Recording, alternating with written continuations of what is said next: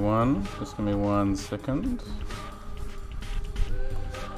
Alrighty, where were we? Okay, so we got to redo some stuff real quick from last time, I seem to remember, because I was a bit lax with my saves. So we'll do that real quick. So we got to go find other Clara again. So we're going to do that quick. So if we do that, that prevents this district from being infected, or an extra district from being infected.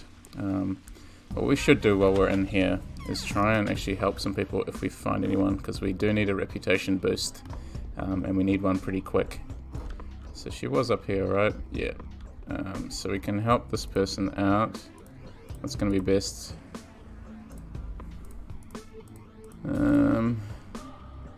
Is Etorphine. Use this. And then, yeah, that'll boost my reputation, which is what I desperately needed. Okay. So, we did this last time, so I'm just going to quickly go through this. Real person to right. Love you too. Okay. You need to leave it once. Why is it that any place you visit becomes infected? Go away. Yes.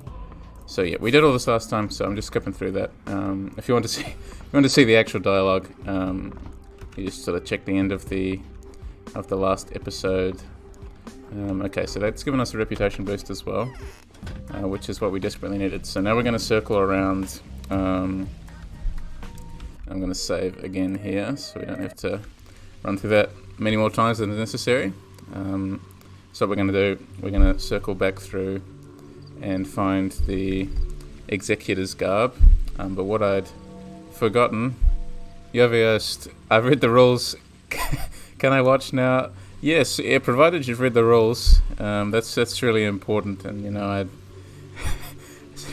said it so specifically. You have to read them every time. So I'm really, it's really bizarre why that's happening.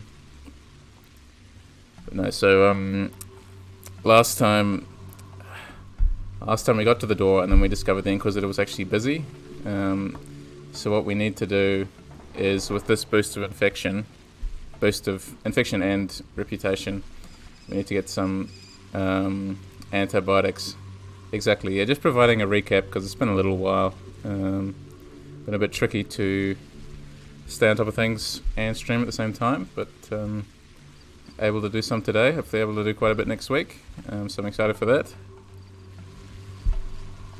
But yeah, so the strategy, hunger's fine, exhaustion is more than fine, because I spent all of day 6 in bed, thanks to the Bachelor. He grounded me. I'd totally forgotten that was what happened when you found the Bachelor in this scenario. So he's kind of screwed me here resource-wise, but I'm sure I'll be able to find a way out of it. Just take some messing around with the mechanics. This is also, you know, one of the few times when probably you actually need to heal anyone or give them painkillers. I sort of find it hard to think of when I've actually used that mechanic at all in this game. I don't know, at first I didn't really understand what it was anyway, in the first instance. You know, giving painkillers to people to, as far as I understood, it's basically like euthanasia, but people see that as a good thing, or, you know, at least sort of knocks them out so the plague can finish them off painlessly, is how I understood the mechanic to actually work, but I think that's seen as a positive action. Not exactly sure who's going to go tell people that I did that, considering I did that in the middle of an infected house. I guess other me, you know, it's got some rumour spreading to do, so she can add that to the bucket of rumours to spread about me. Alright, so we'll grab this, and then we're going to swing around a couple of medic shops. So everywhere, yeah, there's so many places that are infected today.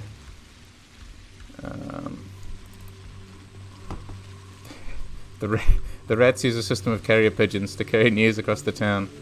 I would like to see, like, yeah, a pigeon flying across the sky, but the rat is, like, piggybacking on it. Sort of airdropping, like drone delivery. Airdropping little messages onto people's houses. Would love to see it. So yeah, I don't have any... No. I don't even have really any bandages left. It's not a good look. Not a good look at all. Let's see how good this guy's eyesight is. Yeah, when the rats have taken to the skies, I think it's all over. At least in this game, they'd be even more difficult to hit. Which is... I don't know what Ice Pick Lodge did to their hitboxes, but some of the worst hitboxes in video games, I swear.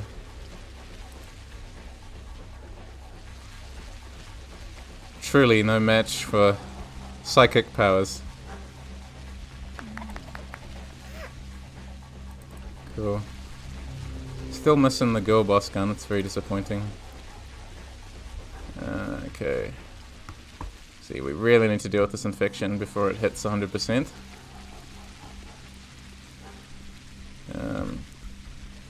My health is pretty dodgy too, partially as a result of this incredibly high infection. We'll sort it out. Can you give me 5 minutes, please?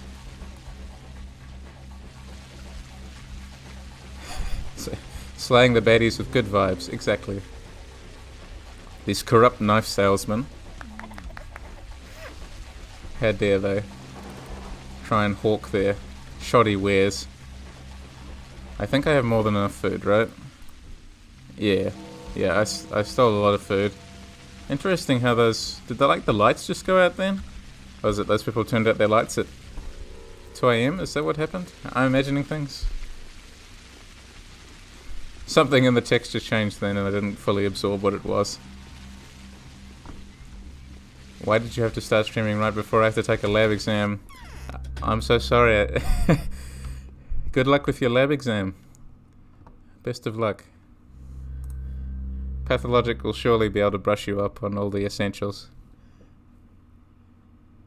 Even if you don't make it back, the VOD will always be there.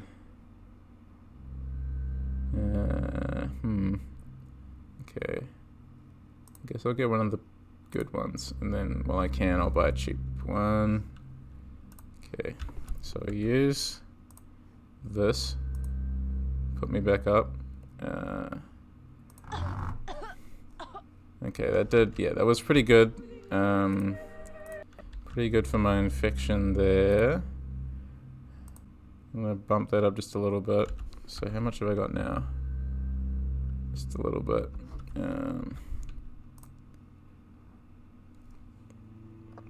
Thanks, Yavesh. Yeah, nice of you to keep the seats open. That's good. Put your coat there or something. Okay.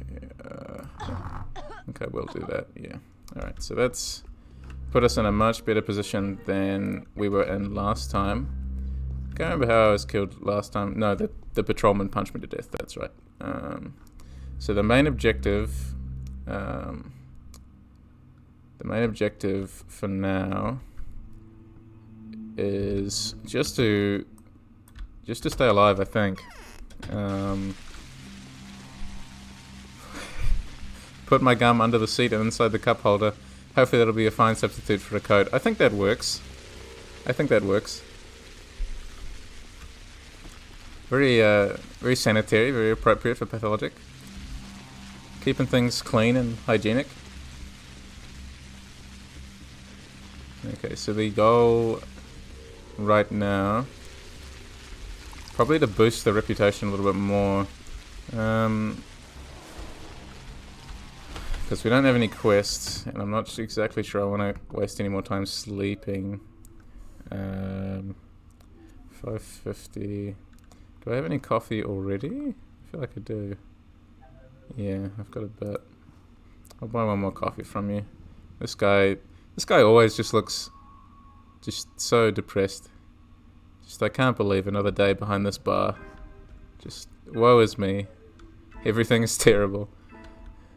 Fortune appears so blind to none as to those to whom she has done no good. That was an aphorism. You mean you throw out perfectly good bandages? We boil and reuse them here. That was, yeah, the Pathologic tabletop campaign. It was, at a certain point, the players in order to get bandages, had stooped to just taking bed sheets and just ripping them up. And I think one set of bed sheets they ripped up was pretty gross, but it was like they weren't exactly, flush with cash or anything, so that was what they were resorting to, just ransacking people's homes for bed sheets. It was a good session. You're dropping in quite often now. This is a dangerous place for a girl who doesn't cover her knees. I see. Also, too many temptations here for a saint, and finally, this is as goddamn unfitting a place as any for Lady Plague to be in. Way overcrowded, haha. How can I help you? I bought you some herbs. Take a look and see if they're any good. Give me one of those bottles over there. You've acquired taste then. Never should have shown you that path. Messes too much with a head as young as yours. See, Andre is warning about the dangers of alcoholism, unlike Yakuza. It's a part of you forever now. Anyway, no need to regret it. Okay, does a quick U-turn. What have you got? Don't grin like that. It's not for me. Okay, so what's he selling here? I don't think No, we don't really have enough unless I was going to give him some Twyrine. Are they all 10? They are. I can't remember if there's any use for herbs in Clara's campaign other than to trade with Andre. I mean, I could hand away some of these and get this one, which is actually a pretty good one, 67 immunity and only 7% damage to health. I think I'll do that. Yeah, good bottle of immunity boosting goodness. It's a shame I still haven't found any Schmauder whatsoever. Okay. Trying to think what the best infected district to go into would be. Guess we'll just go into the Skinners up the north here. I think it's the best plan.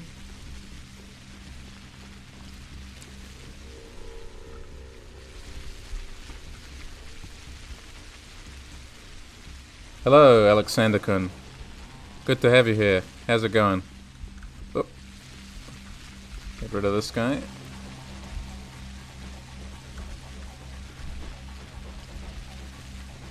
Classic knife salesman behavior. Look at him just brandishing his knife. Come closer, he says. They just give up at a certain point. Clara's psychic abilities just break the combat in this game. I can't wait for Pathologic 2 where she has the force and can shoot force lightning or something. Just like Knights of the Old Republic all over again. Alright. So we're going to try and find one more person to heal in here. And I'm going to go back in here and I'm going to despawn this rat. I really don't feel like dealing with it. Okay. Is there anyone out on the street? Nothing in here. The one thing I always thought was curious is that the shops remain open in the infected districts. I guess it makes sense, but it would have been nice if there was some shops that maybe had a chance at least to become closed or were closed on certain days. That would have added an extra level of difficulty in planning and upset to a player's schedule. But maybe I'm just saying that because I played this game so much and know what to expect. I'm not sure. No one. First playthrough of Clara? No, it's my second playthrough. I did my first playthrough many years ago now though, so particularly this half of the playthrough. I remembered much of the first half, but we're sort of getting into territory now that I've mostly forgotten from many years ago. So it's nice to sort of re-experience the story. Almost with fresh eyes, but I have, I got vague ideas of what goes on each day, but I don't always remember the specifics. Does this count as an infected house? I think it does. I'm gonna pop in here and see if there's anyone I can help. If there's anything to loot. Gloves, good. Okay. Can I help this person?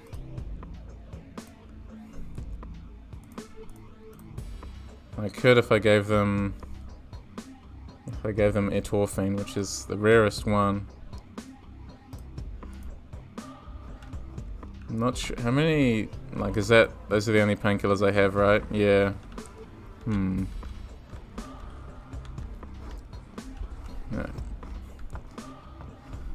Let me just see if I can parkour around the plague cloud as usual. Alright, back out we go.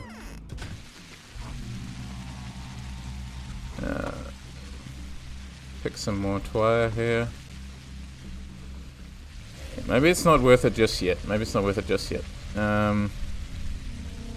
was the deadline? Like 12 p.m. or something, I think. Clara for me is very interesting. Sadly, they could not finish her in time, so they scrapped the story and stuff. Still very interesting. Yeah, what they have here is amazing, you know. But I fully agree, and I think I've said this a few times during the playthrough, is that you just sort of feel like there's something missing, that they sort of were forced to pull some punches almost when it comes to the delivery of her story. Especially in the realm of side quests, and especially in the second half of the game. As that's what I remember anyway. Good job, me. Good job. I'll have that. It's just, yeah, it's a shame that that's sort of how her campaign ended up, as sort of unfinished or very repetitive at the very least.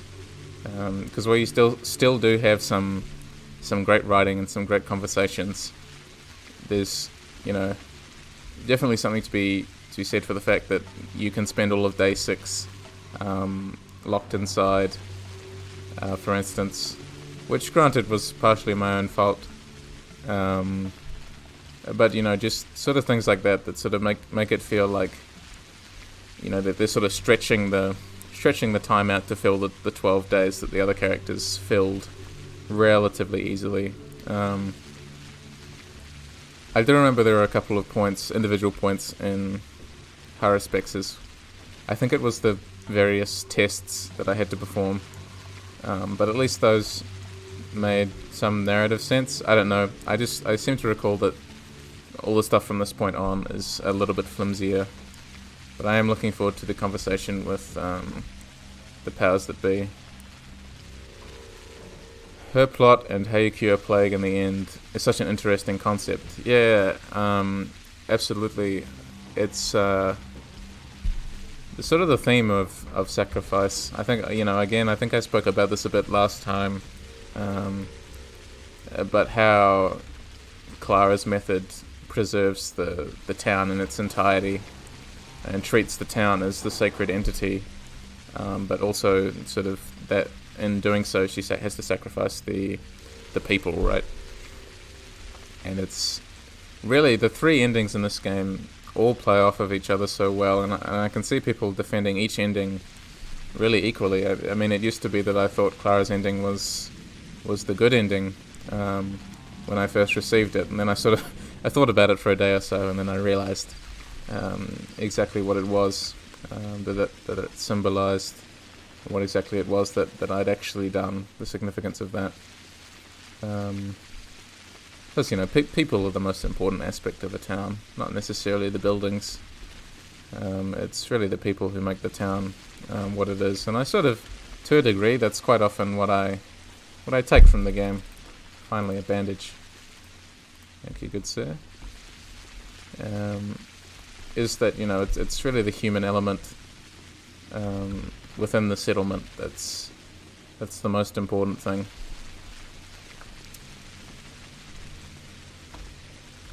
So what we're going to do, I can't remember if last time I watched the play. I don't think I did, so we'll go to the theatre and watch that after I deal with this pesky knife salesman. I like how he's got such a good throw whenever it's an NPC. He's got the deadliest Deadliest aim of all time. His hitbox when he's crouched is also really weird. It's hard to tell whether I hit him or not. Dramatic, epic combat. The pulse really, gets the pulse pounding. Okay. So we're doing alright. I feel like if we kill a few more robbers as well, we'll be okay. What can I... Yeah, drop that for a second. Pick up these. And then just gather everything up that we can. Cool. Fill up these 4 water bottles. Pick up the bracelet. So after we go to the theatre, I'm going to break into some more houses. And politely ask all the little girls if they have any high intensity schmouters on their person. Because I should have more than enough needles, right? Yeah. So technically if I could find any, I'd have at least 2. If she deals 90 damage as crit animation and 19 with standard attacks or something like that. Yeah, I'd like to say it's that consistent. I think you're right. It's just sometimes it doesn't recognize that the crit animation has actually landed. I feel like there's some sort of funny hitbox issue going on when they bend down. But yes, I think you're right. Wow, that was a good throw. Oh, you saw me, huh? Oh dear. 2 of you, whatever will I do? Oh, damn it, the patrolman. I was kind of hoping for a double payday here. Unbelievable.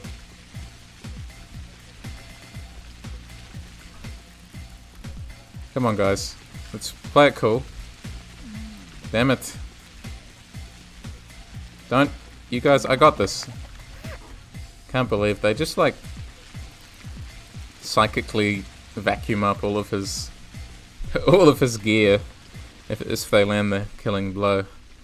Frustrating every time.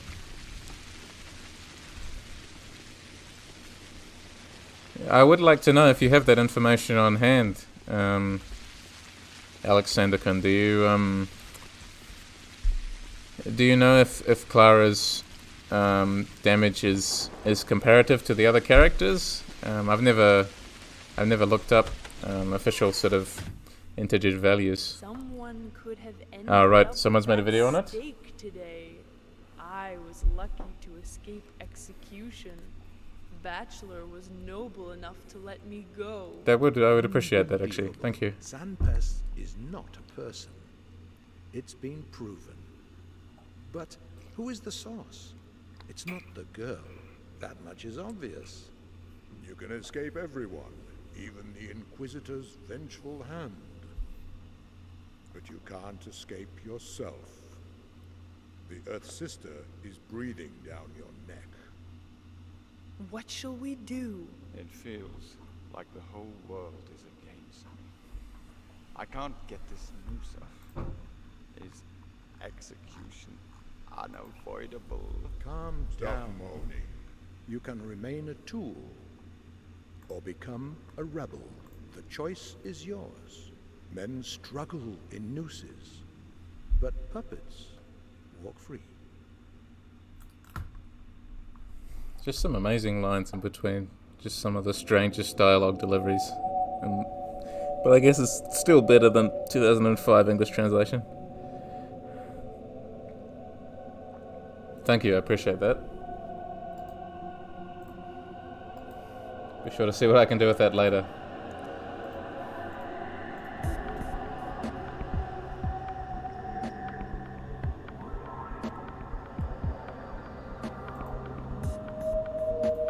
Cool.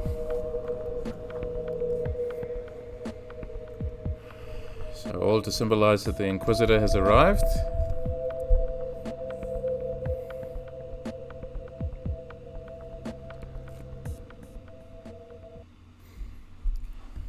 Cool. Oh, look at that. Look at the bachelors here. This is the most Tired. I'm sure you are. It's not really the best perspective to be watching it from. You gotta really crane your neck. Though I suppose you got your platform shoes on, right? Should I just give up? Fancy running into you here at 2 a.m. That's lucky. You did come here out of compassion, right? Do me a favour and run a little errand for me. I'll pay you most generously. What errand? You see, there was an accident yesterday. Most esteemed gatherer, one of those half-human freaks, you know, nice to know that you're very compassionate, empathetic, lost his pretty young wife to the deafness of our good friend, the Haruspecs. How tragic. Yes, I promised to compensate the gatherer for his loss, as I feel I had been partly to blame. I was meaning to send him some money, but then the inconsolate widower asked for a weapon. If you give this to him, you'll get precisely the sum I would have given him. Is that how one gets rid of competition around here now? Nonsense. Just fulfilling my moral obligation towards that esteemed gatherer. So will you do it? All right, give me the weapon. Anything for the Ripper. Here nests the sad worm whom the bachelor promised to help. So the sawn-off shotgun, which we can't actually use because Clara refuses to wield a shotgun, unfortunately. Okay. So This headache is splitting. I need some rest. yeah, well, there's plenty of beds in here. Okay, so what we're gonna do?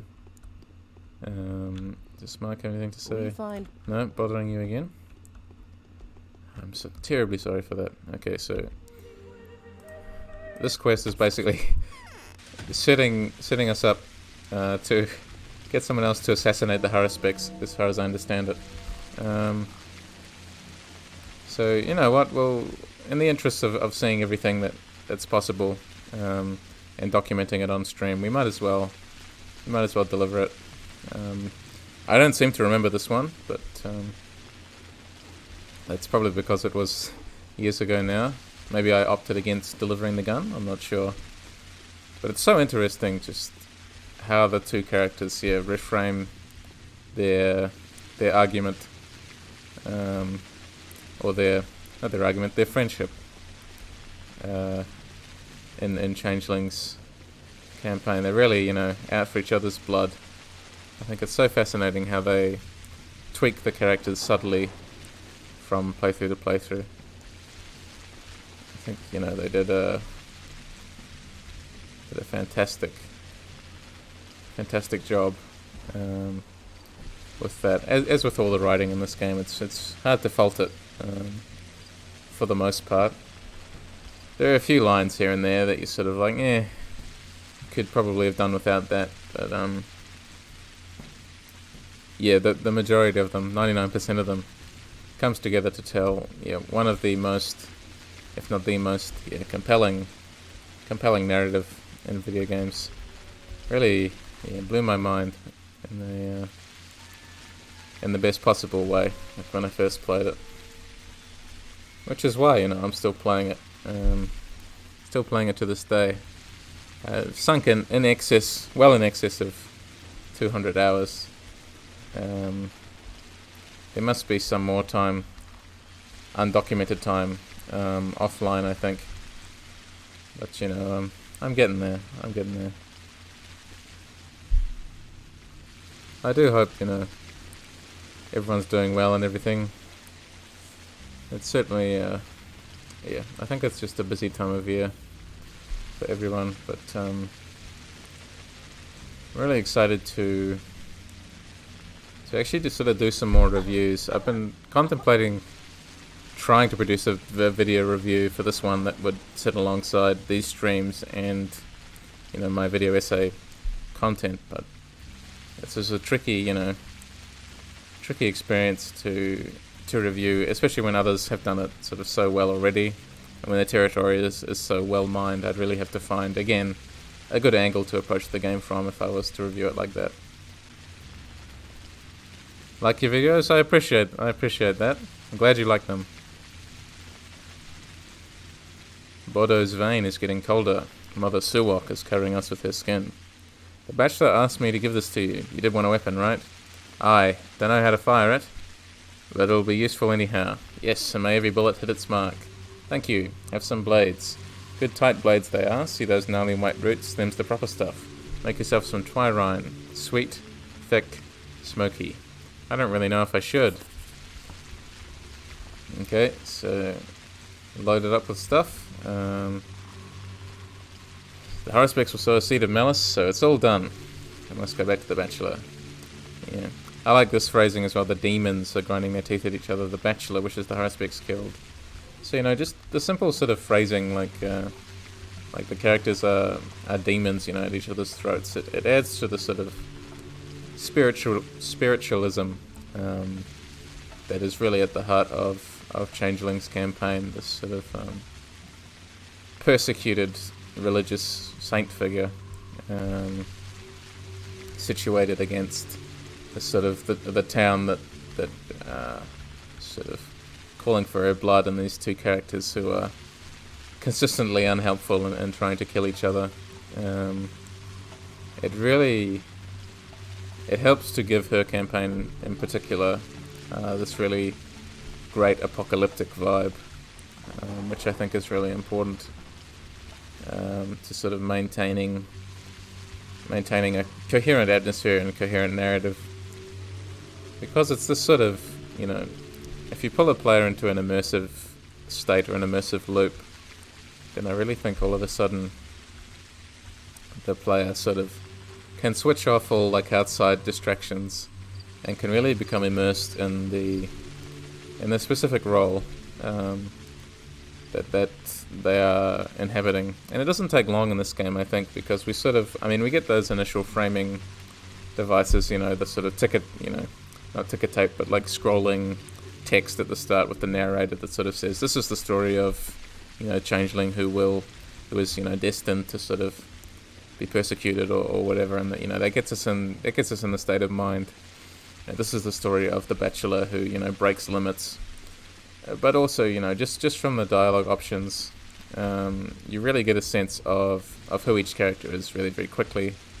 And it's through those dialogue options and through the general framing that you get a really powerful sense of each character's argument and each character's perspective.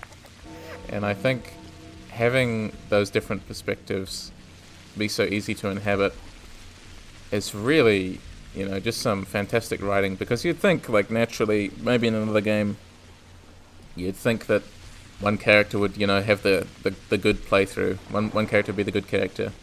Another character would be sort of the neutral character, and someone else would be the evil character. And maybe, you could argue it that way, but when you're sort of from an impassive perspective, after you've finished all of them, and you can sort of weigh them against each other. But when you're in the moment, when you're playing, I think there's something so profound about being able to connect to these characters' ideologies just by connecting to them through the dialogue options. It's all really quite amazing how well they do that. I think I sort of feel like I hammer it home a lot of the time.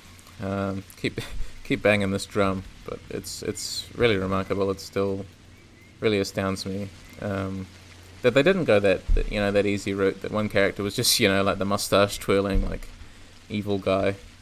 None of the ideologies are that simple.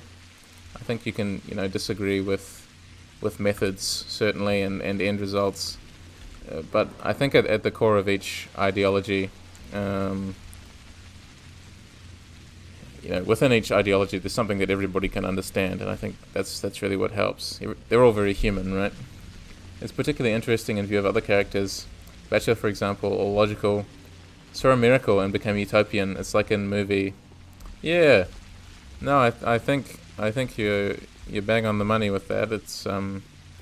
It's great how each character sort of has their view challenged at a certain stage, and then with that view challenged, they can then position themselves sort of in a new light, and the player themselves, particularly I found that particularly powerful in the case of the Bachelor, right? That the Bachelor's perspective, rooting in his ideology, was particularly understandable by the player because Ava dies, the town is sort of crumbling into bits. No one's really listening to what the Bachelor is saying. So it's really understandable that he gravitates towards the only people that are listening to him and the only people who are really active allies to him in the Canes.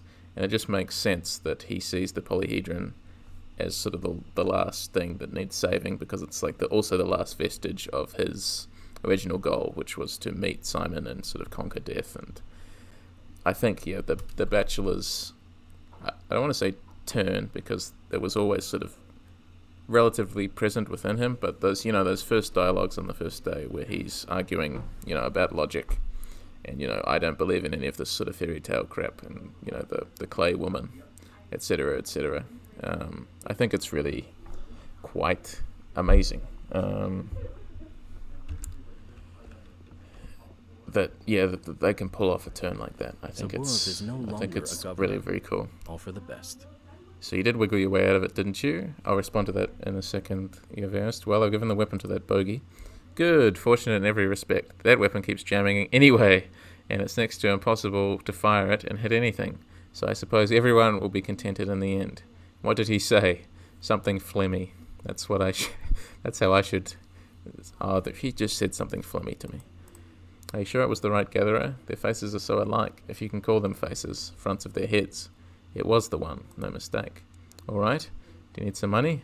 I could use some. Cool, okay, so we've loaded up a little bit. I think, I'm sort of full of items. We're going to use a bandage here. We'll have something to eat. Have 2 things to eat, for fact. Asked. I think that's the main thing that still leads me to prefer Pathologic 1. Character arcs in both games. But there's something really special about how you see those arcs through different eyes and different playthroughs.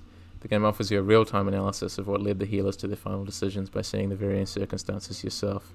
Precisely. Precisely. I think, I just remember that first feeling of being like, okay, I'm just going to pick a character, like any other game. And, the other 2 characters aren't going to factor in at all. But then when I when I first figured it out, I was just stunned. I was stunned that the other characters were acting of their own accord, quote unquote. And it was a revelatory moment for me, really, that they had characters who could do that, who could act of their own volition, and who could sort of form their own opinions and act independently of the player, who wouldn't agree with the player and would actively try to stop them or oppose them, and to sort of get their help you had to do a favor for them in return. It felt, like, in a sense, sort of revolutionary to me. I was always really very impressed with how they pulled that off. And as you say, the real-time analysis, you sort of get to see everyone's character development concurrently, but if you're playing a different character, you don't get sort of everything from them. It's only when you play it through yourself that you truly understand, but you still, you get some grounding, some understanding just from talking to the other characters and sort of seeing how your actions impede sort of their goals. It's all very tightly woven together. And as you say as well, Alexander Kun, the fourth wall is, you yourself, you're an active character, right? Like, you're steering the narrative. Regardless of how immersed you become, it's still ultimately you behind the wheel, not the character. And that's a really important thing. I think that's what makes me so in love with the Pathologic games now. I think about it. It tends to feel very difficult for me to immerse myself in fictional worlds. I find it much easier with games like Dwarf Fortress and Kenshi, where a world and its inhabitants are actually being simulated around you without even seeing it. Pathologic said to be some of the few games out there that makes me feel like the world is evolving around me instead of being a creation I had nothing to do with. Yeah. No, it's sort of it's a place that moves on without you, which I think is really quite important. I mean, thinking back to some of the the RPGs that I've spent a lot of time with, quite a lot of them are very impressive, and I could still sink, many hours into them, even today. But there's something to be said for the fact that those worlds often present something that are mostly very static, and everything sort of is waiting for your input. Whereas in this game, even just having this sort of temporal quality, being able to sort of track how much time you have, and knowing from the start that there's a finite number of days, and that each day has a finite number of hours, gives you the sort of driving push to engage with the world and sort of not muck around, I guess. Though there's still plenty of time to muck around, if you beeline and you know what you're doing and you've got good resource management. But it's still, that factor of having a ticking clock, I think, helps encourage the player to keep going. I remember, the original Fallout, for instance, has that timer as well. Though obviously it's on a slightly longer scale, if I remember correctly. And a lot of people sort of don't like that, but I also, in a way, kind of appreciated that. I liked having this ability to push forwards. Realizing that there was something that actually depended on my actions, and that if I didn't do it, I was sort of the linchpin that would destroy everything if I wasn't paying any attention or was just mucking around on my own. I get why people didn't like it if you just wanted like a role-playing game, that you could spend hours upon hours just sort of mucking around in a town and playing around with things and messing around with the system, as you do in many others. But that first Fallout with the time limit, really something pretty special. Games have the remarkable quality of alternating between immersing you and pulling you out of that immersion as needed. I think that's a really that's still a good way of putting it, of being able to, you're situated within the character, but then all of a sudden the game will prompt you, the player, to sort of reflect on your decisions. And sometimes it can be even as simple as this reputation meter, to sort of prompt you, like, oh, what exactly is it that I am doing, that I am enacting within the game world? What kind of character am I embodying? And does that character represent me in any way? I think the game prompts that kind of self-reflection really wonderfully. Okay. Is it time? You again. How did you recognize me? He explained it. The analysis guy explained it. It's simple. No other executor could approach the cathedral from that direction at this time. You're the Changeling. Don't you fret, I won't turn you in. Can I see the Inquisitor now? She's torturing the Cane Elders. Come afternoon. See what comes out of your visit. That won't be a long wait. Okay, so I guess I'm sure Maria won't mind if we crash in her bed. What's the time? 10:36. We haven't got any letters, have we? Nope. No other quests. Cool. So we've done 2 side quests already. We'll see what the Inquisitor wants at 12. So we'll just steal Maria's. Although actually, this is how I died last time, isn't it? Because the Canes are being tortured or whatever. Yeah. So all these were locked. Right. Still losing health at an unpleasant rate. What I can do... Where's the nearest bed? I guess Lara's house. It's probably the safest place to go for a bed. We'll wander over to Lara's. I'm sure she won't mind. Just track infected mud and cough all over her bed sheets. She's running the house of the living. I'm still living, so... What could be the problem? No, that Pathologic tabletop, yeah. So many people, so many characters did not make it. Lara was one of them. I think she sadly slipped off the players' priority list. I can't remember if I discussed it in the sort of little retrospective article I did. Hey, BlueVoices, how you doing? Yes, Clara hasn't actually died this time yet. So, speaking of which, I should probably save. One time, tried the Void here. voice of color version for modder players with easy mechanics. Ice Pick Lodge really go there with themselves being all philosophical meaning of life. The Void is amazing. I fully agree with you. I played it through twice. It's phenomenal in ways that are very hard for me to describe. Part of me would want to stream it, because I adore the game from top to bottom. I think it's one of the best gaming experiences a person can have. But I'm also terrible at it. I find it understandably very difficult. It took me a long time to complete both playthroughs. Slightly less time to complete the second one because at least I vaguely knew what I was doing. But that first playthrough was supremely difficult but very rewarding. But you're right, that game is really, it has so many moments of just sort of genuine like profundity that makes this sort of the difficulty like worth slogging through. The difficulty adds to the meaning of having these wonderful conversations and being able to see these amazing like desolate, like sublime environments. Like that game, I think more than almost any other, really inspires this sort of sublime feeling. I do also want to make a video on it, but that's one that I would have to spend a long time thinking about. Maybe I can produce a video on it next year. Maybe I can do another playthrough on it, and you can all see.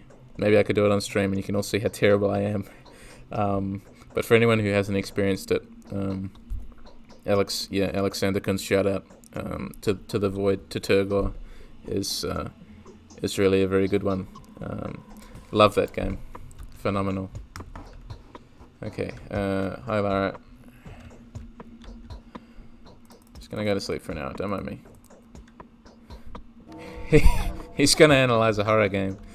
Terrifying, sickening. How could he do this?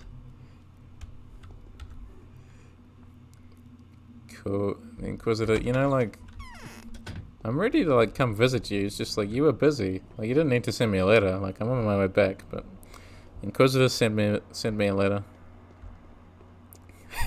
Where's the handsome lad analysis, huh?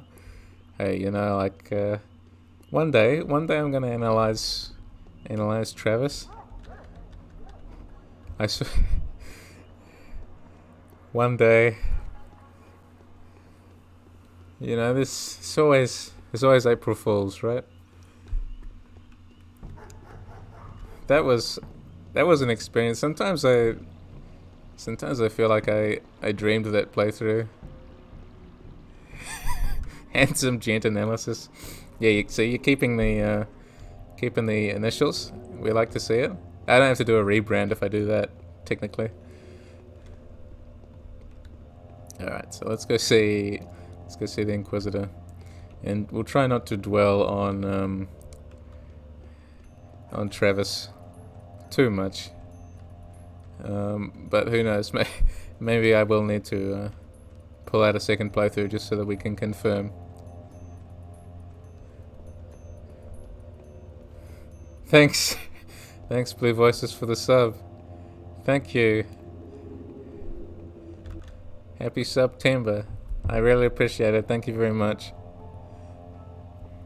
How'd you recognize me? I see the Inquisitor now. Yeah, girl boss scam. I have nothing to be afraid of. This environment's still just phenomenal. The way it looks like the whole thing is in black and white, and then you sort of realize that it can't be just with this, what looks like the heart of the cathedral here, sort of almost, you can imagine it like pulsing out of the wall. It's almost like some body horror kind of stuff. Just gonna save before this conversation. Premonitions rarely fail me. Bring her in. Let me take a closer look at her. Well, I've expected more than this. Much more. You look nothing like a messenger of the supreme power. So how can you prove yourself? You're a true miracle worker, not just an unsightly changeling pretending to be one. My deeds speak for themselves. All that your deeds suggest is that you're a dangerous fraud. Is anyone prepared to vouch for you, other than the Bachelor, who you could easily have swayed? Like the Bachelor's just like very easily bribed, swayed. coerced, manipulated. It's good to know she has that opinion of him. The ones I've cured. Commoners, and who's going to go around looking for them amid all this chaos? Certainly beyond my resources. Well then, how do I know you're you? But such things need no proof. Alright, your word will be enough. Make a statement then. Enunciate your identity. Who are you? My name is Clara, I am the miracle worker, or we could go more grand. We could say, I am Clara. I'm a barb on the tip of the spear of destiny. Beware of me, Inquisitor. That's much more impressive. Seriously? You're threatening an emissary of the powers that be? Or have you forgotten whose envoy you're standing before? Compared to him who has sent me, him who is guiding me, those you serve are mere puppets, mere toys in his hands. Like, you can play into it, or you can just be like, I'm sorry, I didn't mean to say that. We're just gonna like back off immediately. Poor child. I'm dead tired. Poor child, I was all indignation just a moment ago, but I feel only pity now. I'm Clara, I cause problems on purpose. Damn straight. The things that happen in this land, another victim of those deceiving bastards. Don't you know miracles are impossible? Who's deceiving me? Do you mean the Sabarovs? No. The powers that be. They deceived you, like they did everyone else. The Sabarovs are also victims of their scheming. They, the Sabarovs, wanted to use you to strike at the disease carrier.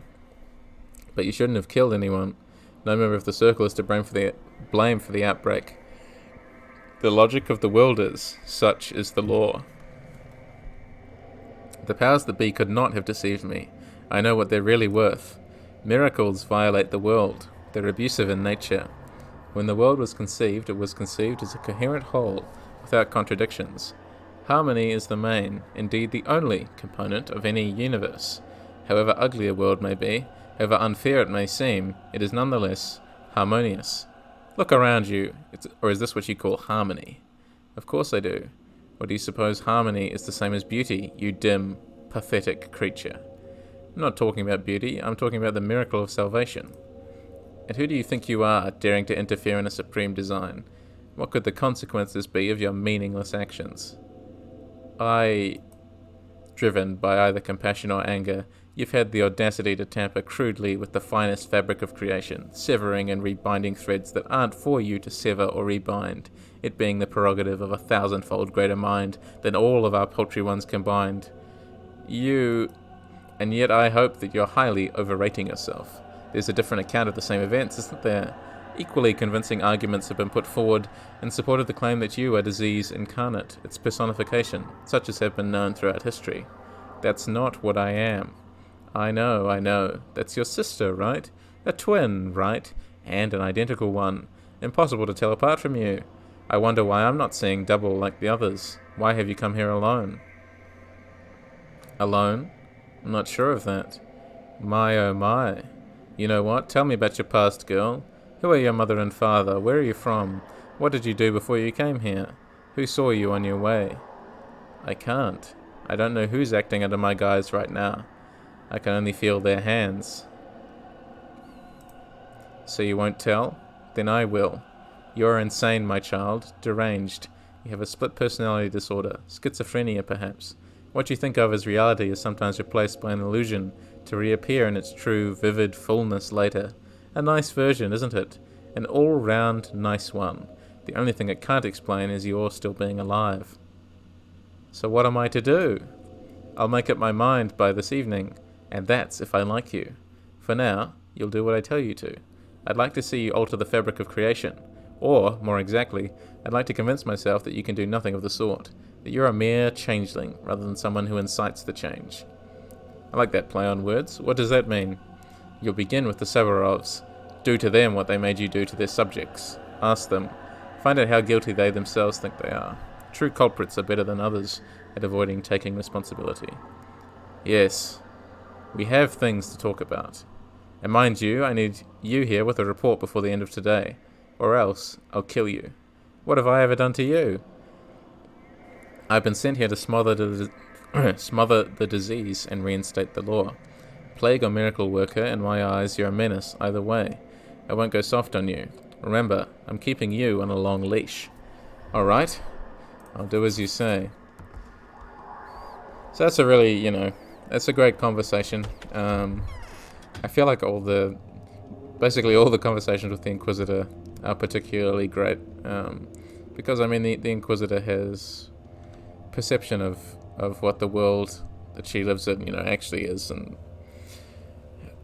what exactly she actually is. Just a puppet is the theatre thing at the start alluded to. It's better to be a puppet walking free than someone hanging from a noose. I think is what they said. But just the discussion about, again, like sort of making the player question whether Clara is actually seeing this other self, or whether it's just a vision, like whether there's actually this other changeling acting on her behalf, or whether Clara made it up in that sort of spur of the moment decision, like on the first day, like, oh no, it wasn't me, it was my sister, she did it, and that's like a classic deflective tactic, when you're a child. No, it wasn't me, someone else, that other person did it, they just happened to look a lot like me, if you ever cause any trouble, that's the first kind of excuse, I feel like children rattle out. So it's really interesting to sort of continually have this, what exactly Changeling's reality is thrown into question. It's really, challenging the player in a way that most other games would not do. The Inquisitor sees what the common man cannot and acts upon unknowable information with supernatural intuition. No big deal, yeah. I love the Inquisitor, was almost instantly became one of my favorite characters. Just that introductory cutscene, right, was really enough to sell me on her. That the very first time I saw her, and then the conversation was really just another fantastic moment that I was like, yep, this is one of the another great character in this game. I find it hard to think of a character I legitimately dislike from a writing standpoint. I feel like, again, just like all the playable characters, they all have something to bring to the table. They're certainly there are characters who are underutilized in the original game, I think. Pathologic 2 does such a great job fleshing out the children in particular. Murky and Sticky didn't feel like caricatures of children in 2, whereas in this one I feel like they hardly got any screen time at all. I might be misremembering that, but I feel like there was sort of really nothing to them other than the fact it's like one's a little pickpocket and the other one lives in a train car and plays with dolls. Like that's I feel like that's all you find out about them. Whereas in 2, they actually feel like their own characters. And I feel like everyone makes fun of Sticky, because he hangs around the Haruspex' lair and sort of like, you're a doctor, you should know. How do you cure the infection? And what is it? What else does he say? The price of salt is going up. But even just having moments like that, really entrenches a character in a player's mind. And I felt that quite a few characters were underutilized still in this one. Sticky doesn't listen to authority figures, and Murky doesn't take showers. Together, not even a plague can stop them. That's very accurate, actually. Okay, let's see. Can we see Katerina first? Hello. You betrayed me. The worst is yet to come. Ah, it's you, daughter dear. Aren't you forgetting something? It seems you have no memory of yesterday. Must be the morphine. Okay, guess we're gonna talk to Alexander first then. My bad. She doesn't remember that she betrayed me and tossed me out into the street. Fair enough, I suppose. Alexander's got to remember. Okay, we got any Saburov apologists? What? My reign has been a brief one. I've come to you as an envoy of the Inquisitor. Well, that is entirely lawful. What does the Inquisitor want from me? She's ordered me to question you the way I used to question others upon your orders. I'll ask you my way, and you will give answers. All right. Let's do it your way. But before I sign my own death warrant, I'd like you to find out a certain thing that greatly intrigues me. It won't save me, but perhaps it will help towards a better understanding of my motives. What is it? I believe the town has been doomed from the outset, and if I'm right, there's at least a degree to which our actions could be justified. So here goes. I anticipate that some very powerful people share my views. Find out one last thing for me. By whom and with what instructions were the 3 envoys sent here? The Bachelor, the Inquisitor, and the Commander. The Commander? Didn't you know? The army's on its way here. They will arrive in a few days. I presume that their commanding officer is under orders to assess whether a total annihilation of our town is in order. So the army will level the town? It is clear at this point that all 3 emissaries are destroyers. Not one of them is even considering the option of preservation and future creative development. Find out then what orders these destroyers have been given. I'm interested in knowing who instructed these destroyers, and with what rationale. Why do you need to know that? Don't you understand? I can die with a clear conscience if I know that those pulling the strings also believe the town to be doomed. Otherwise, I'll go mad. Find that out for me, my child. Then I'll tell you everything, and make you my heiress, even as you condemn me to death. Alright, I'll find out. The Bachelor won't be at home. He's searching for undercover agents. Another thought-provoking detail, by the way. He's searching for undercover agents of the powers that be to turn over to the Inquisitor for execution. They've been hiding behind executors' masks. I'll find him. So, yep. He's still in the theatre. Just traipse back over there, it'll be fine. And... okay, so... how am I looking stat-wise? I need something else to eat in a minute. Dude tries to get on our good side by writing us in the will. He's like, oh yeah, you know, I might have had to, you know, like, throw you under the bus yesterday and like not believe that you're innocent and, you know, sell you out, but you're in the will now, so like, you know, you can be my heiress if you want. How does that make you feel? I can just imagine, yeah, Clara standing there, like arms folded, just like, just the most dour look on her face, like unbelievable. Why does no one have Schmouder? This is getting absurd. Sneak past the plague cloud. That explains why the Bachelor was randomly in the theatre at 2 a.m, because he was destined to be. He's been looking for executors there all day. A pony would make up for deserting me on the cold streets in the middle of the apocalypse, Dad. I mean, come on, you know, like, haven't you ever read a book on fatherhood? It's called Bribery. Alright, here we go. Sabarov, Father of the Year, just sipping out of a Father of the Year mug as he's like, oh yeah, you could be my heiress. So, did you wiggle your way out of it? I need to ask you an intimate question. Be honest, I'll find out eventually anyway. Just rather hear it from you. 1,000 thoughts flashed through the Bachelor's mind. If that was supposed to frighten me, it didn't. It's not like you're ever going to think anything good of me, no matter what you can hear and from whom. Listen up, plague girl. Matter of utmost importance is about to go to the dogs. This is why I'll trade my frankness for an executor's mask. One of these? The very thing. Are you surprised? Not in the slightest. Will fit you very well. So you wanted to ask about something sensitive. Tell me what led to your being sent here. Making no secret of that now. I can barely stop myself from grabbing passers-by by their collars and torturing them with my terrible tale. There's also a great visual, just like the Bachelor, like waiting on some street corner, someone passes by, grabs them by the collar and just like spouts his depressing life story. Do you think that the powers that be knew all along that the town was doomed? No, the powers that be are anxious to save the town. That's what matters to them, even though they've sent me on this blasphemous mission couched in charitable rhetoric. But I'm going to make them sorry for being so Jesuit about it, especially with Aglaia insisting the town can't be saved. Indeed, why not?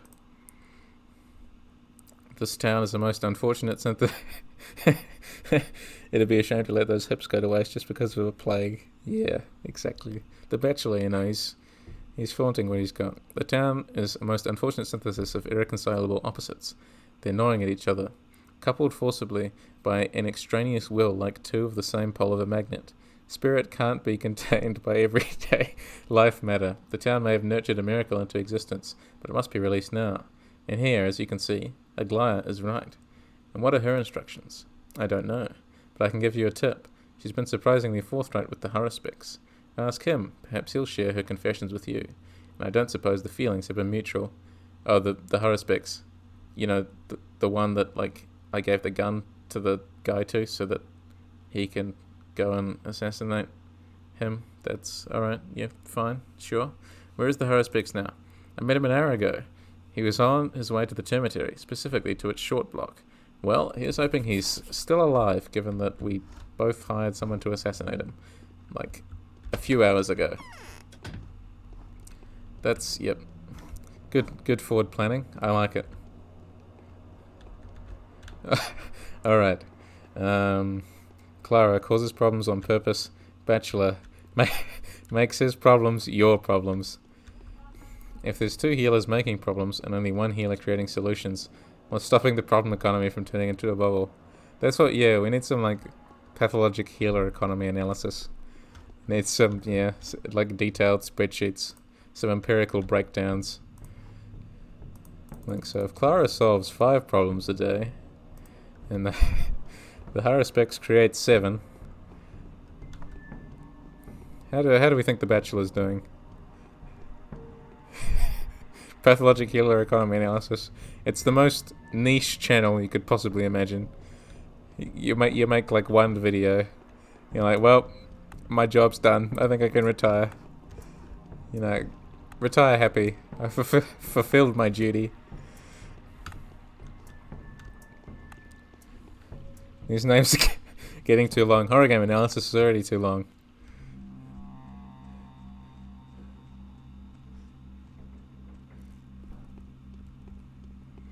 Alright, so we gotta go to the, what did he say? The short block, right? So we'll go there, see if the Haruspex has anything interesting to say, if we have to run any further errands, because that's you know, that's how just video games in general turn out. You go to one person and you're like, well, can you do me a favor? And you're like, fine. And then you go to the other person and they're like, well, you know, I don't actually have the information, but this guy might. So you're like, fine. Cycle all the way across town. How liable is the Haruspex to ask for something? Probably quite liable. We just won't tell him anything. That we, you know, hide an assassin. Is life itself not just one big errand? You know what? Yeah. You're right. Life is just one big errand. Taking us to the grave. Cheerful thought today from BlueVoices. Just one errand after another until you die. Think of that. Clara is a supernatural creature, placed in magic sand as a doll, but became aware of who she truly is. She gets miracles power to cure people or hypnotize them. Can't even come out of children's playground early.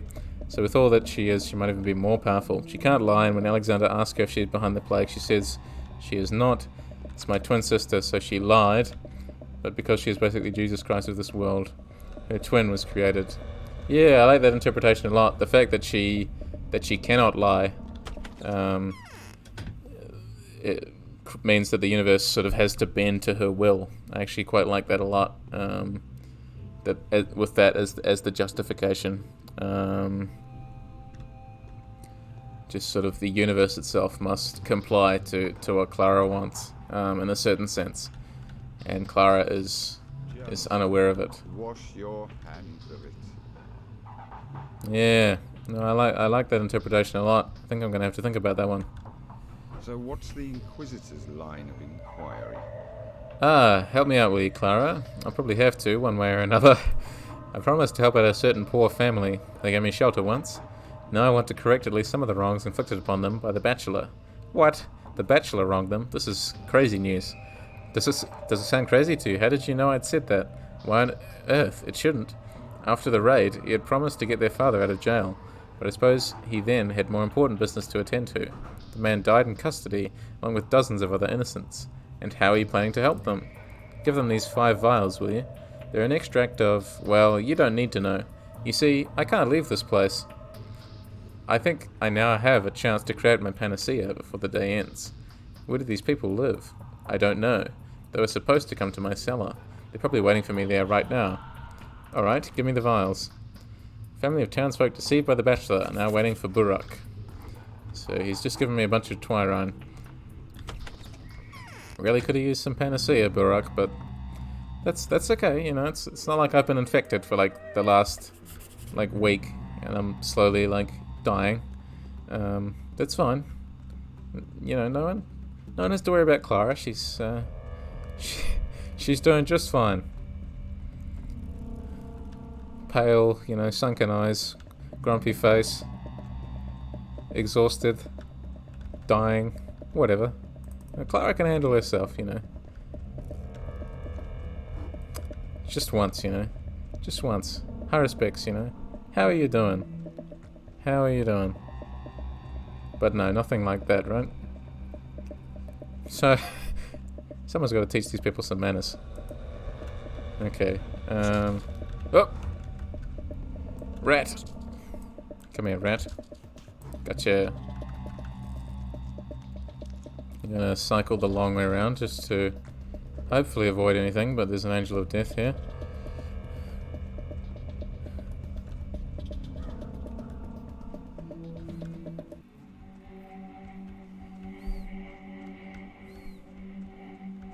Sorry, I think I cut out there for a second, or all the chat just piled on top of me at once.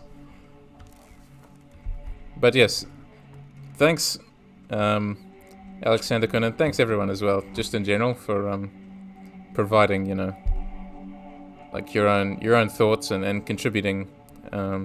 It's meant to be, these streams are sort of meant to be like a collective project, you know. And I'm touched that Yavios should say that I'm the best at pathologic analysis. Been doing it for a little while now, I suppose. No, you're welcome. It's really enjoyable. Thank you, everyone except several apologists. They're in the minority around here. Alright, another bandage. Just here, bandage up that plague. That'll make you feel better.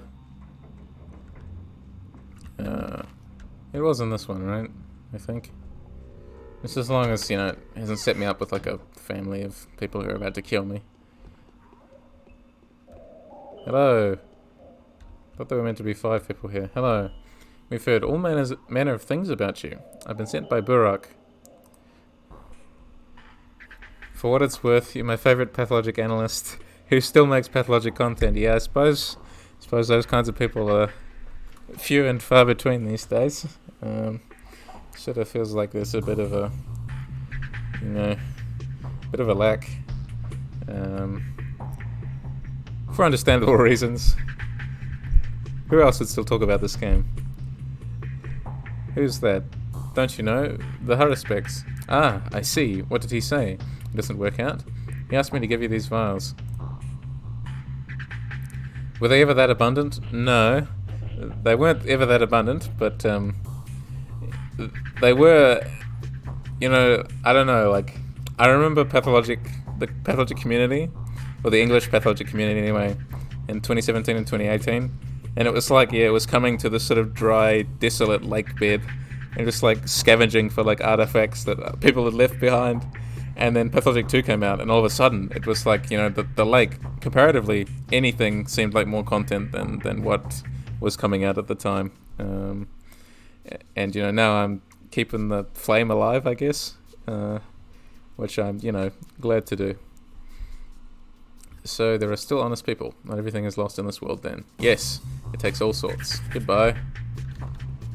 Okay. So I can go back to the Haruspecs.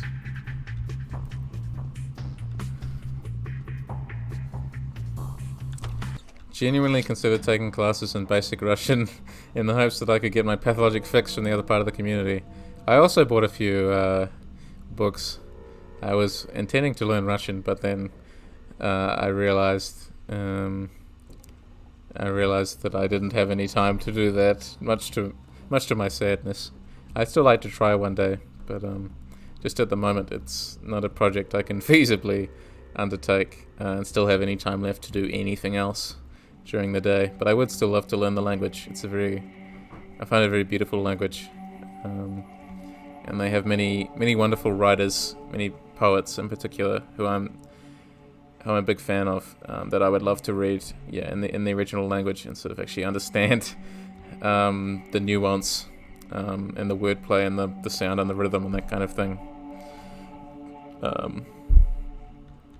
I think sort of my two favorite. I seriously walk into the same play cloud. God damn it. Small family indeed, yeah. I love the small family, even the ones who pretend they don't see us when we run into them walking down the street. Yeah, it's pretty accurate, yeah. Pathologic, I don't want to talk about that with you, but I'm the Pathologic guy, you gotta talk about that with me. Leave me alone. Subscribe to my YouTube channel. Yeah. Oh, I did buy a few books. Fully intending to learn Russian, but yeah, time fell away from me, got away from me as it normally does, which is very pathologic in a sense. I was getting the pathologic experience from my Russian books, but that wasn't really quite the experience I was after, because I'd really dearly love to read some Bloch and some Marina Tsvetaeva in their original language, and some Parnok as well. I quite like the Silver Age of Russian poetry. I want to say it now, sadly maybe to hear. English adaptation is whack in this game, and especially in second. I did sort of have a feeling, just an intuition, that much of what was done doesn't match up to the original, and I mean that's often the case with a translated work. You're getting something that's been reflected and distorted through like an incredibly complex prism. Like, to translate a work from one language to another is to try and retain its meaning, but also still make it like pleasurable to read for speakers of the translated language. And I think it's a profoundly difficult process and very difficult thing to balance. I think what they did very well with this translation was still imparting like the meaning of or retaining some meaning and symbolism behind the names of buildings and that kind of thing. But yes, I did sort of have a feeling that many of the small, joyful details and turns of phrase and use of language in the Russian are lost with the English translation. Because as you say, we get the plot, we get like character detail, but maybe we miss out on like some of the actual fun of the language, which is a shame. But it's one of those things. At least there is an official translation that isn't the original 2005 translation. That was a nightmare of a translation. At least this one is perfectly readable, fully understandable, and isn't too obtuse. That's what I'm grateful for. No, there's exactly right. There's no such thing as a perfect translation, right? There's no way to do that. I think, particularly in poetry, right? That's a very difficult thing to do. No perfect translation within poetry. But also within prose as well. Every language is different. The obtuseness is the best part. It's the best part for a laugh. It's not the best way to play the game. partially why I like 2 less. I do agree that this translation strikes the right level of obtuse. 2 was almost too transparent, which is a very silly thing to say, but I think I wanted, you know, some more like twisty turny stuff. I always wondered, yeah, whether I was getting the full Pathologic experience in English. And I think you can say that, like, because this was really delicately translated. Was it by Alfina, I think, wrote an article for the Kickstarter campaign. But yeah, like,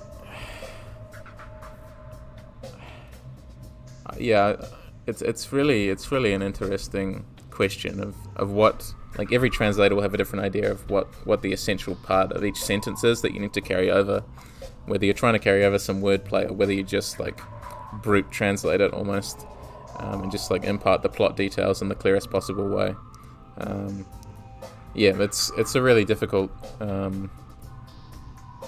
thing to achieve and to balance, and it does kind of make me wish that there were more variable translations of games like there are with books. I think it would be really interesting to look at, say, another translation of Pathologic 2, and sort of compare them, but obviously that would be a lot of work, probably for very little reward, and I doubt it will ever happen.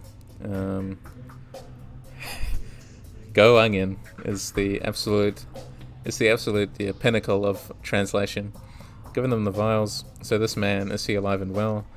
They thanked you, called you a benefactor. At first I thought you were an evil spirit, and you, it turns out, really go around helping people. Here, take this, it's for you. Ah, look at his little smile. Thank you, you're not as bad as I thought either. 2,000. So what's the Inquisitive? The Bachelor gave me 5,000. I need to talk to you. Wait, time enough. Tell me, do the executors hit... The executors do have free passage to the closed districts, don't they? Do you need an executor's cloak? How did you know? I just did. Take it, and now answer my questions. What did you want to ask me? Look at me, what did the Inquisitor tell you? You want your questions. I can't just go and reveal other people's secrets, especially not to you. I'm only interested in one thing. Those who sent her, what do they want? Ah, well, there's an underhanded game going on there. Powers that be are playing everyone at once, killing several birds with one stone. For every single thing that misfires, they have a backup plan. They turn every failure to their advantage. This woman is one of those stones. It doesn't matter what the stone hits. Those are just her suspicions, though. I might even say her epiphanies. So Aglaia Lilich was the stone they threw right at the town? The powers that be gave her hypocritical orders. They need this town with all the warts that have grown upon it. They're interested precisely in this living mutant, which is a great way to think of the town. To preserve all of it is a task as amoral as it is impossible, which is why they're disguising this objective as something else. In short, they utter one command and imply another. And why is preserving the town amoral and impossible? This is, of course, Clara's ultimate objective. Not the town. The town proper ought to be saved, all right. But in their parlance, the town means this entire order of things. This pump that sucks half-humans out of the ground, who then feed children to that horrible tower over there. The envoy thinks this system is doomed. Hence the ongoing disaster. And so the Inquisitor is going to defy her orders and cut into the town's living flesh. Seems like it, sort of, but I'm not entitled to an opinion here. What about the commander? Did she talk to him? What commander? Commander who? I see. No further questions. Okay, I know everything now. I can return to my father. Let's go back and see Sabarov.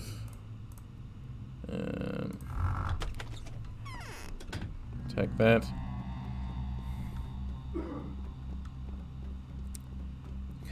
Go Onion would be some kind of code that you use to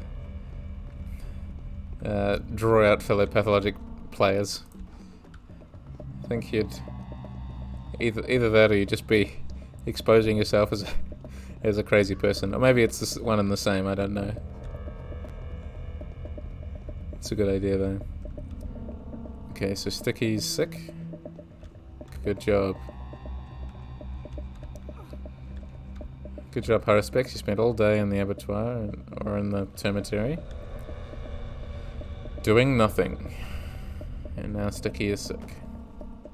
Goody. And I have 0 schmouters. Let's Excuse me, don't mind me. Okay, Seborov better like what I have to tell him. Be very disappointed otherwise. Okay.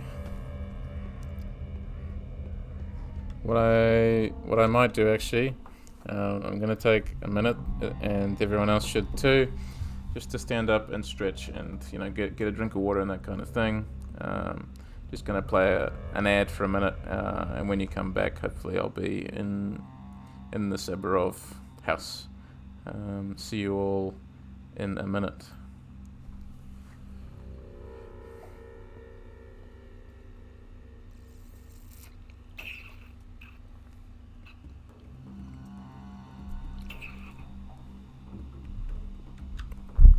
Okay.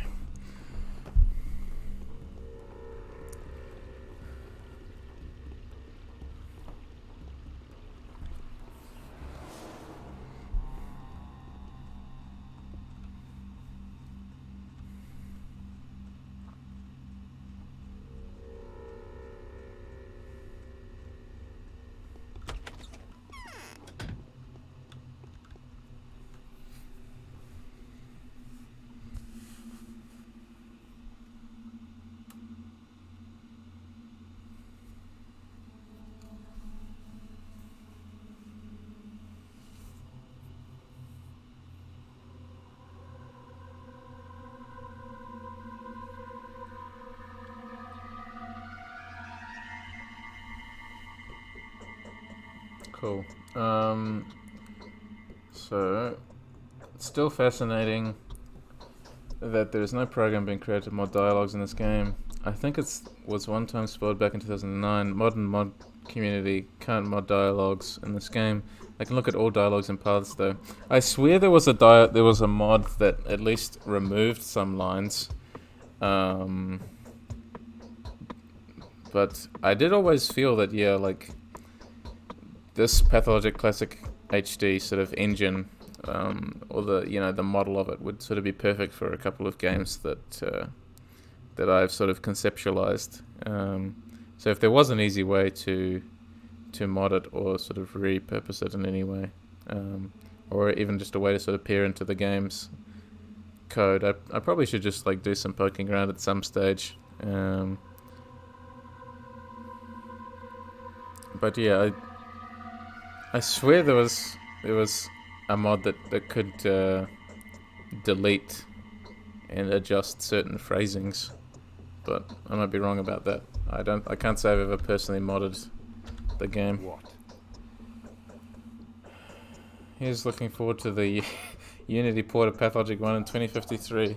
It'll be an exciting day. I fulfilled your request.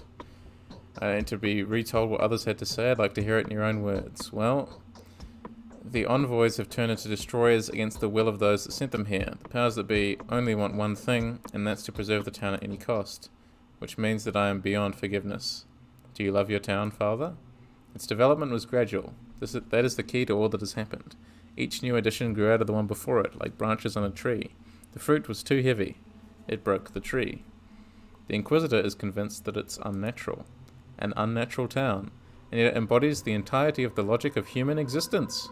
Its animality evolved into its humanity, and its humanity gave birth to superhumanness, a desire for miracles, an endeavor to achieve the impossible, are inherent to humans, however ugly the particular form they might take. Who can dare deprive humans of a dream? Have I answered your question, Father? Yes, spare me your formulas. I will answer your questions candidly and without prejudice. Everything is seemingly self-evident anyway. War crimes and crimes against the state are the only kinds of crime that warrant the death penalty, without the need to worry about a possible judicial error. Why do you blame yourself for what's happened here? If anyone is to blame for it all turning out this way, it's me. The ruler is always responsible for the suffering of the populace. I bear no blame for the outbreak of the epidemic, but the blame for the devastation it has wrought upon our town is mine and mine alone. Oh, you found the build. That's awesome. A force like that is impossible to oppose. you may convict me now and hand me over to the Inquisitor. Katerina and I took counsel last night. We had foreseen this outcome, yet my wife believes that you'll gain much more if you keep us alive for now. You will soon need people who are prepared to die. What? Have you talked to Katerina yet? Talk to her. She still bears you no ill will, and now her goodwill is no longer muddied with considerations of either power or duty. We are both prepared to die. And another thing, the rod is open to you just as before. Goodbye. I will tell the Inquisitor of all that I've heard here. Cool.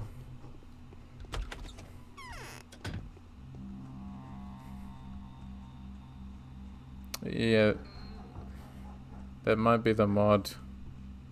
I didn't click on the link, but I feel like it's a mod I've seen. If it's the one I'm thinking of, that just changes like a single line of dialogue. Bachelor will be helping the Inquisitor now. Ah, it's you, daughter dear. What are you going to tell me now? Have you talked to the Inquisitor? I've heard she cleared you of all charges. Yes. For some reason, it didn't take her long to stop doubting my innocence, so... But no, I think we should probably tell her the truth. She said time would show whether my persecution had been justified. Well, the tide has turned. The Sabarovs have been stripped of power. When one falls from a great height, one cannot but fall to one's death. We have been given very little time to transfer our power. Both the power of the sword and the power of the spirit. What now? Now, you will be my envoy to Maria Kana. Tell Maria that I'm abdicating from my throne as mistress and bequeathing my position to another. Find out from her what Simon is saying about my successor as the mistress of the humble. She will not dare lie. Maria, she'll tear me to pieces. She will not dare. She'll know who I'm referring to. She has been studying you from afar for a long time now. An act like that would shake the foundations of our little cosmos. The balance between the three nodes must be maintained. She won't dare upset it. But who was the Sabarov mistress before you? There was one. Don't ask for her name. Go now. Don't you dare hesitate. This is an issue I cannot resolve on my own. Fear nothing. I'll ask her. Okay, infection's climbing again. Can't wait for them to figure out how to make character pictures change based off of damage, like in alpha. Yeah, I always like that touch in video games. Was it, stuff like Doom does that, Doom guy, looking more and more tired as he takes more and more damage. It's just a nice, little UI touch. Pictures are so funny. That's part of the joy. But yeah, I guess sometimes you can see why developers sort of think that tonally maybe this isn't appropriate. Okay. So do some more traipsing. So we can go see Maria and Inquisitor at the same time. Will this girl have Schmauder? I sincerely doubt it, but maybe, just maybe, we're gonna be able to get one Schmauder out of this whole ordeal. Nope. My goodness. Oh. Throwing his heat-seeking missiles. Okay, give me 1 second. I'm gonna break into this house. Chance of Schmauder to spawn is exactly 2.9%. Then the Bachelor was just unfeasibly lucky in my last streamed playthrough. I feel like I was raking them in. I don't know why all of a sudden RNG has decided to turn completely against me. Hello. No. Come on, 2.9%.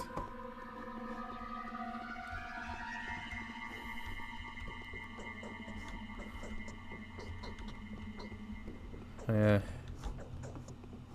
Just need one. Just need one Schmauder. That's all I'm asking for. I feel like I've spoken to enough. Please. No. What about you? Just Clara running up to children and being like, do you have... You don't have... No. Don't mind me, I'm just ransacking your house.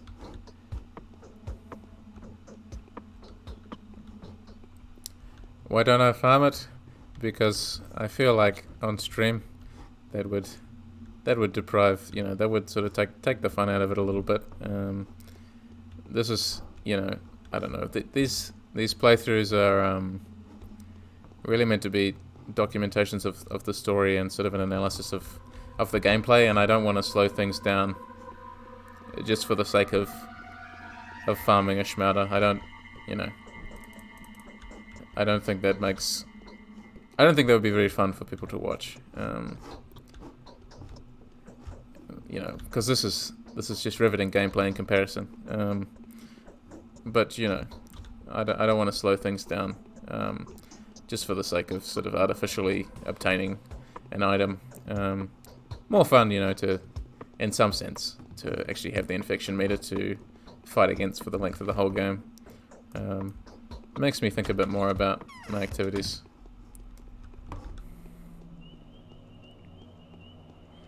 Oh yeah, RSD's rebalancing mod, and it really does enhance the experience. Highly recommended. Yeah, maybe I could pull that one out for an Artemy playthrough. Yeah. So does it what kinds of things exactly does it change? Expands the brewing for Artemy. Well then, yeah, it would be pretty essential then. Yeah, I'd be keen to adjust that experience. I remember finding it slightly unsatisfying. But then again, Pathologic 2's brewing was, in my opinion, done very well.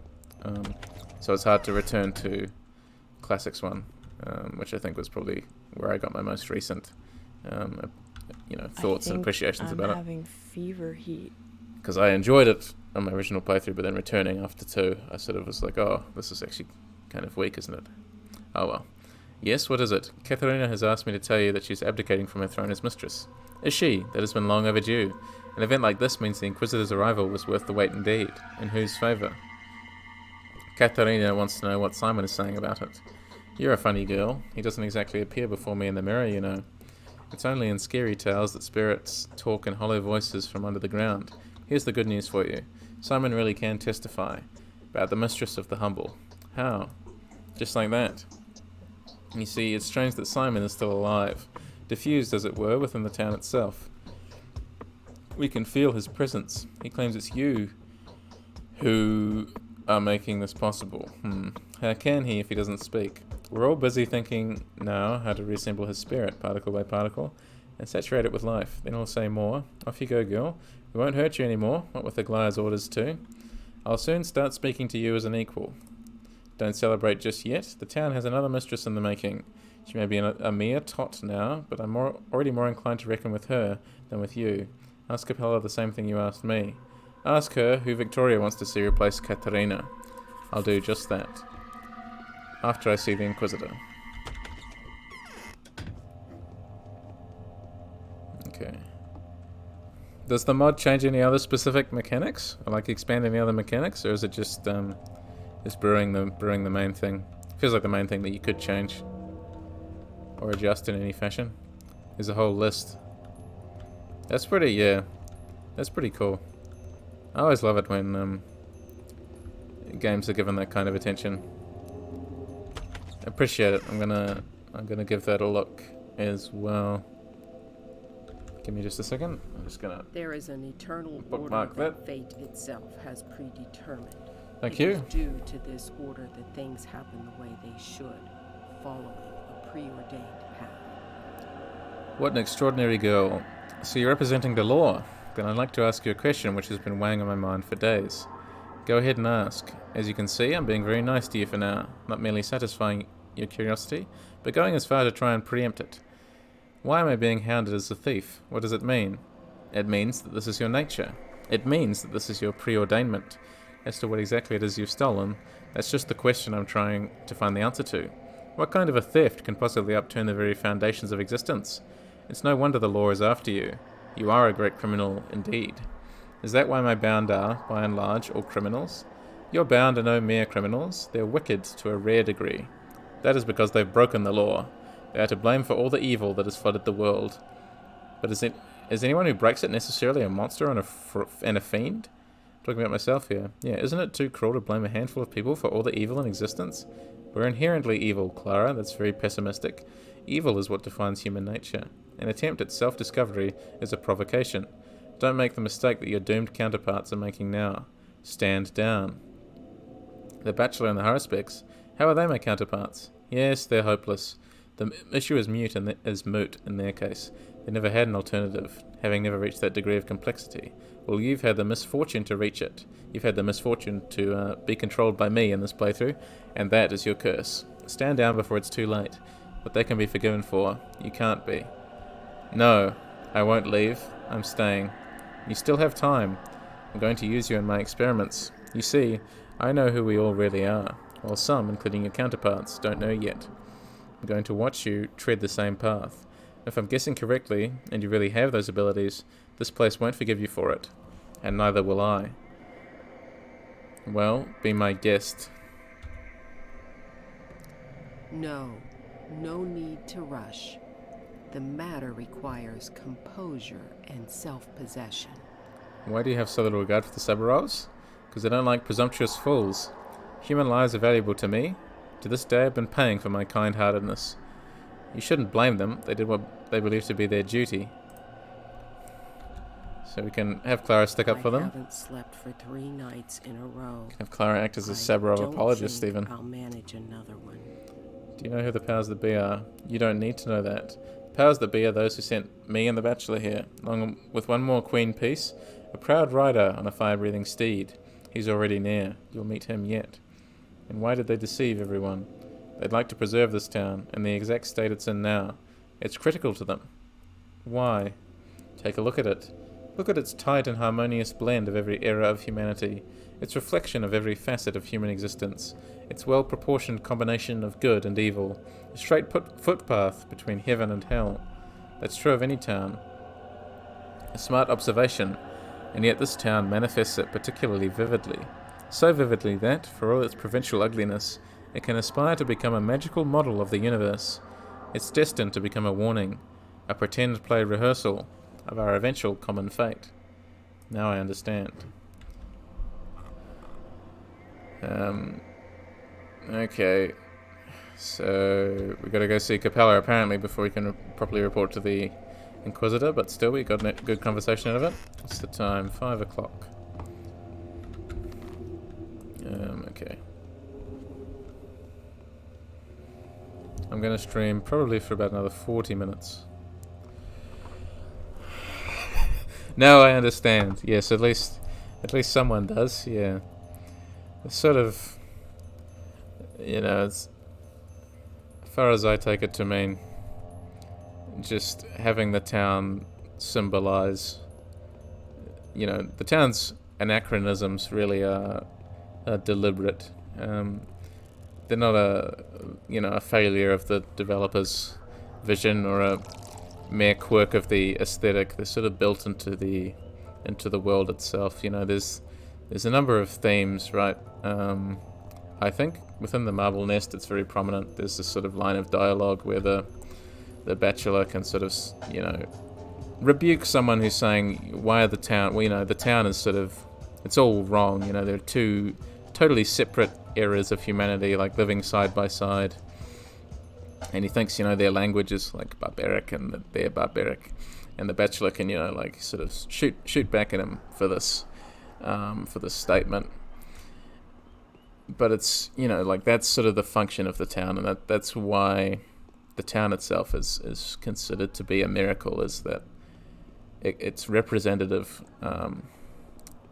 of this sort of, the vivid nature of humanity, right, is what the Inquisitor said, that you can see humanity, in the cracks in the paving stones of this town, sort of thing. You can see humanity everywhere. And really the deep irony of Changeling's campaign is that in order to preserve the town, which is emblematic of these historic eras of humanity, is that many humans have to be sacrificed.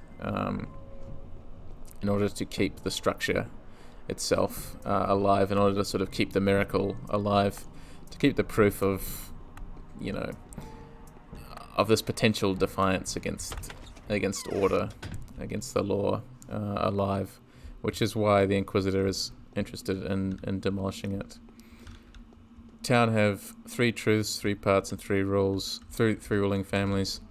Yeah, it's all balanced, right? You've got the three divisions. These sort of the river Gorkon splitting and cutting the town up into old, contemporary, industrial, middle class sort of thing, and then you've got like the really wealthy intellectuals over here. It's just like everything is considered, and in some sense, like having the polyhedron pulling one way and the abattoir sort of pulling another, or both of them acting as like separate anchors even, is another reason why the town is perceived to be so important to preserve, is having these 2 extraordinary structures exist from totally different areas of humanity for totally different reasons, but existing alongside each other. But of course it's them existing alongside each other that has caused this sort of schism, this sort of the plague in the first place, as we discover. Why has Aglaya ordered to unlock the termitory? Is it clear of infection? Even your eyes keep changing colours. Tell me, you do speak with your mother, don't you? Maria is asking who Victoria would like to see as the new mistress. No, I do not speak with her. My powers aren't strong enough for that yet. But Mother talks to me sometimes. Has she ever spoken of the future mistress of the humble, of the mistress of the earth? BlueVoices, same. I would love to know what was going on in the recording booth on that day. No, but Mum did hint that, owing to you, Simon survives and is regaining life. Do you hear me? This means Katarina must name you as her successor. Is she relinquishing power? She is. At any rate, nothing is going to happen while Katarina is alive. It's not a throne. One cannot sign away the spirit to someone else, but it probably won't be long. Let's hope she just doesn't get you mixed up and accidentally hand her lyre over to your dark sister. She won't make that mistake. I can vouch for that. Okay. I am no longer afraid. How unexpected. It was but a moment ago that I trembled in anticipation of Capella's decision. I was afraid I would have to wear this fearsome crown. But I am no longer afraid. She told me something that halted my descent. I'm at the crossroads again. Now the question is, I guess I go see Katerina again. Then I'll go see the Inquisitor. I think, Katerina wanted to know what Maria wanted to say. So we spoke to Maria, then Maria was like, you should go find out what Capella wanted to say. Yeah. No, I feel like Capella's voice actress in this one, and then Asperty's in the 2005 one, are both just like so bizarre. Like, must be some of the most bizarre voice acting I've ever heard. Remembering some of Asperty's original voice line delivery is like, re-experiencing a fever dream or something. All the kids are honestly amazing. Sticky's as well is, it's like he's like a cartoon character or something in the 2005 translation voice acting. It's remarkable. Murky best, yeah. Murky's one's pretty good too. I don't know why it's Sticky though, that sticks out at me, personally, but I can see why you guys like Murky as well. It's just so many creative decisions that I would like to have been in the room for. So much I would like to know, but we'll never find out. Oops. Okay.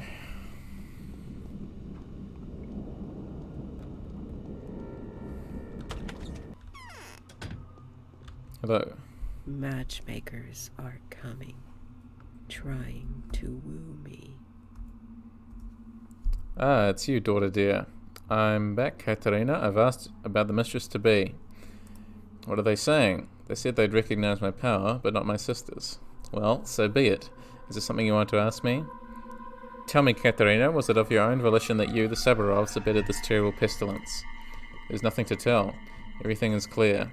I never had the power. I'm not a true mistress. I lied, but not for gain, merely because I wanted so much to be like them. No, wishing for a miracle is not enough to become a miracle worker. Thank goodness you aren't my natural daughter. It's not your fault. It is. I know for sure now. I lied and was lied to. This rat prophet, the creature from my dreams, was the spawn of my lies. So there, I have betrayed everyone's trust. I must go. What can I say? I'll tell you just one thing. Trust me on it if you can trust me at all anymore. Leave me and my husband alive for a while. We won't last long anyway. We'll be useful to you in the end. How? My lacquer is cracking. See? Yeah, that's a good one too.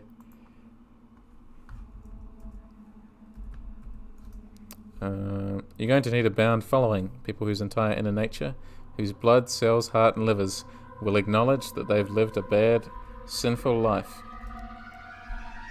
And that only with an act of sacrifice will they be able to atone for the evil they have committed. I don't need that at all. Why? I believe in you. Saving people is your calling. Yes, you've been a bringer of death, but isn't it true that sometimes to save is to release? For this world, healing is death. Such is the logic of the law. The disease is treating the sore upon the world. You are a mistress. Have no doubt of that. Rule wisely, and farewell. I'll tell the Inquisitor of what I've heard here. Alright. That's the 50 gazillion errands run, so now we just need to return to the Inquisitor.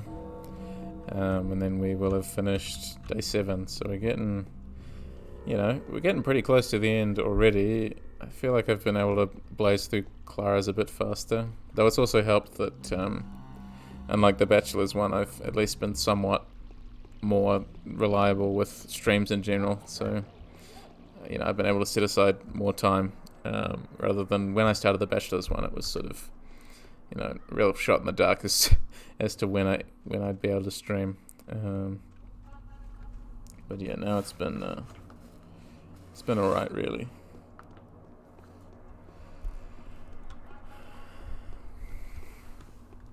And then after this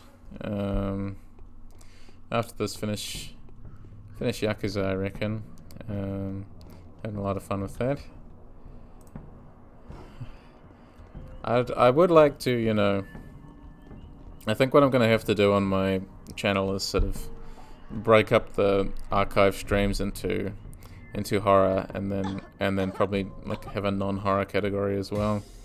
I would like to have like one non-horror game going, like one non-horror playthrough going at any one time, but then sort of have like a stable of horror that I can tap into.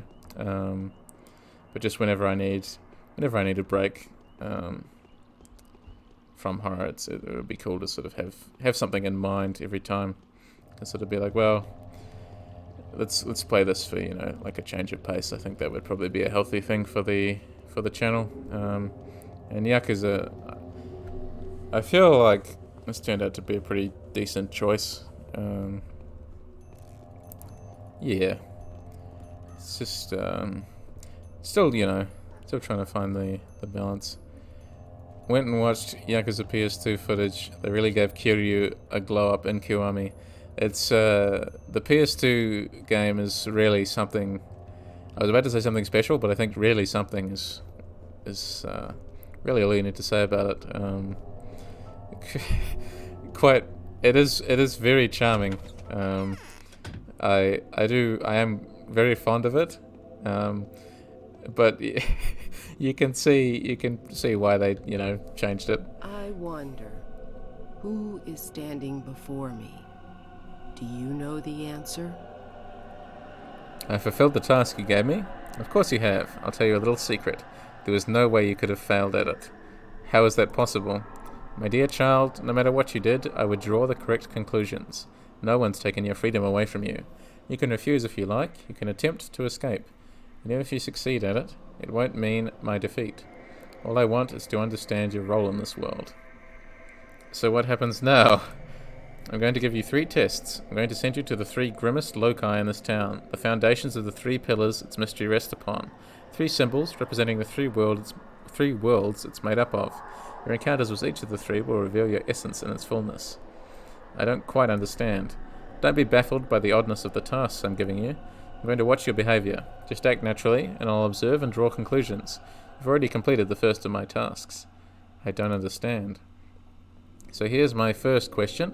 What's to be done about the Sabarovs, this dollhouse family that has been audacious enough to think they can rule over a human settlement as it's experiencing its ultimate catastrophe? A family whose actions have led to the deaths of several thousand people? No! Just don't do anything to them. They are so unhappy. And it's not their fault. Yeah, they were just sad. It's fine. And that boosts our reputation. Alright. So that's it done for the day. They are not guilty, even if it was them who surrendered me to the slaughter. Even though they were possessed by evil, caused great harm to the place they lived, seduced the others with their false truths, and condemned those who deserve to be forgiven. For all this, I will not be their judge. I will try to redress what they have done. Which makes sense, you know. You feel like a good person. Instead of condemning another person, trying to fix their mistakes, to sort of step out of the shadow of their mistakes and do better. It's really a very noble thing to do. Okay, we're gonna see. Yeah, so it's my reputation. Reputation's full again. What can we get? So you have. You do significantly harmful. Have. So we'll do this again. But you don't really have any bandages, do you? Buy some Novocaine from you too. Yeah, I'm sort of... Healing items not looking so good on. What we're going to do, we're going to go to the still water again. I think... Is Ava gone at this point? I think that's right. So we can just take her bed. Sure, the Bachelor won't mind.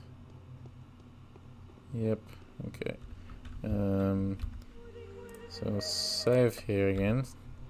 And...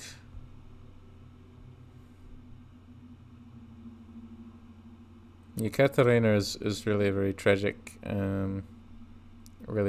character, which I didn't appreciate on my first playthrough fully, but yes, she is a very tragic, very good character. Bump that down, go to sleep.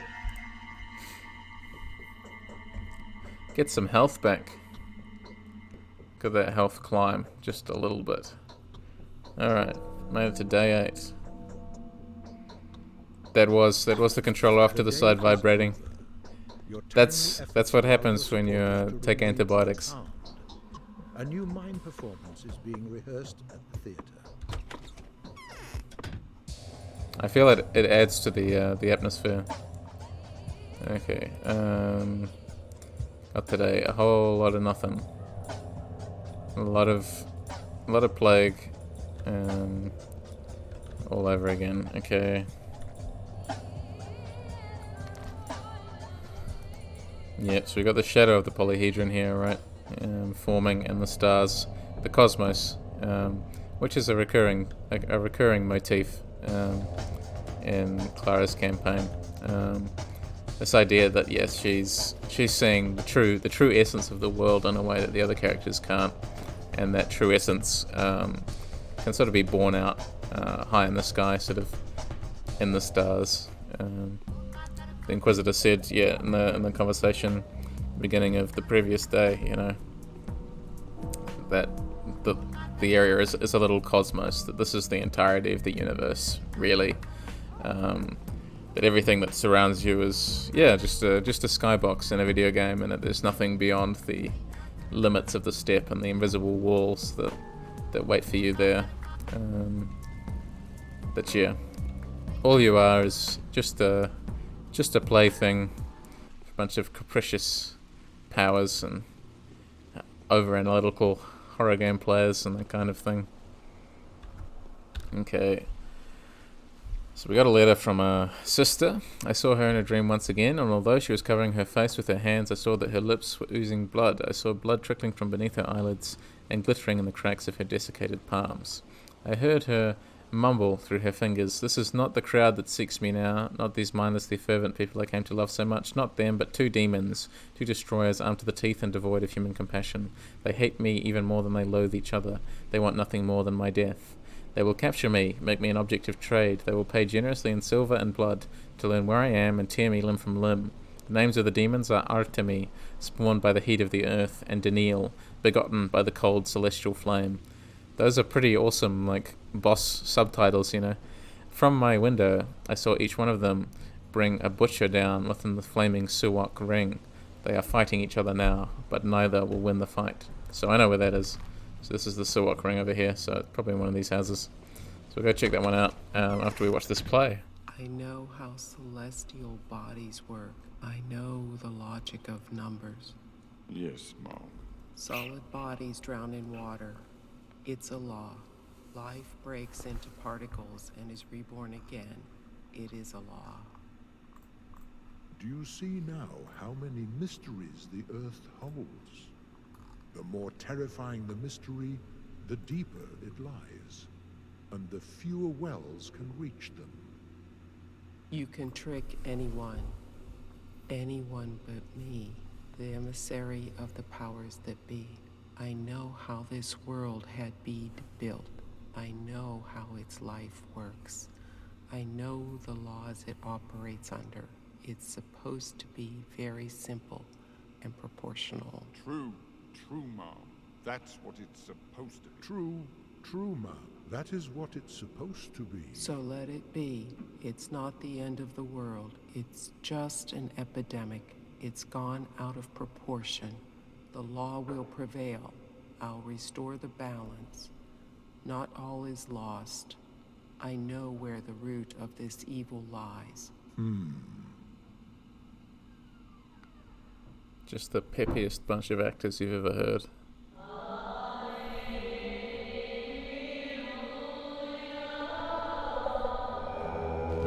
Some of the voice acting in this game is very good. But other times, I do sort of wonder what they were thinking.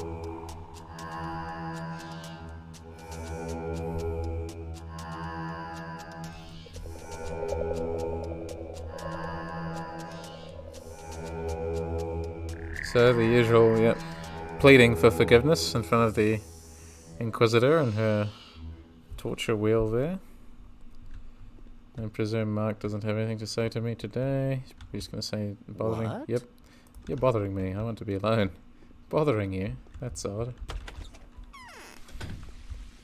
So we'll go find her. So she'll be in one of those two houses over there, I think. I do think, you know, it's a clever. I think it's a clever test of your knowledge of the town. It's just a shame it also does feel kind of repetitive, but it is nice how the game sort of drops these hints and sort of like, how well do you know your environment? Because you've played through the game at least once by the time you've reached Clara's campaign, so it's sort of, you know, how well do you know the town? Can you sort of track down your sister with these vague hints of what you can see out of a window? I think it's really a very good way to do it. Not chucking a map marker or anything on there.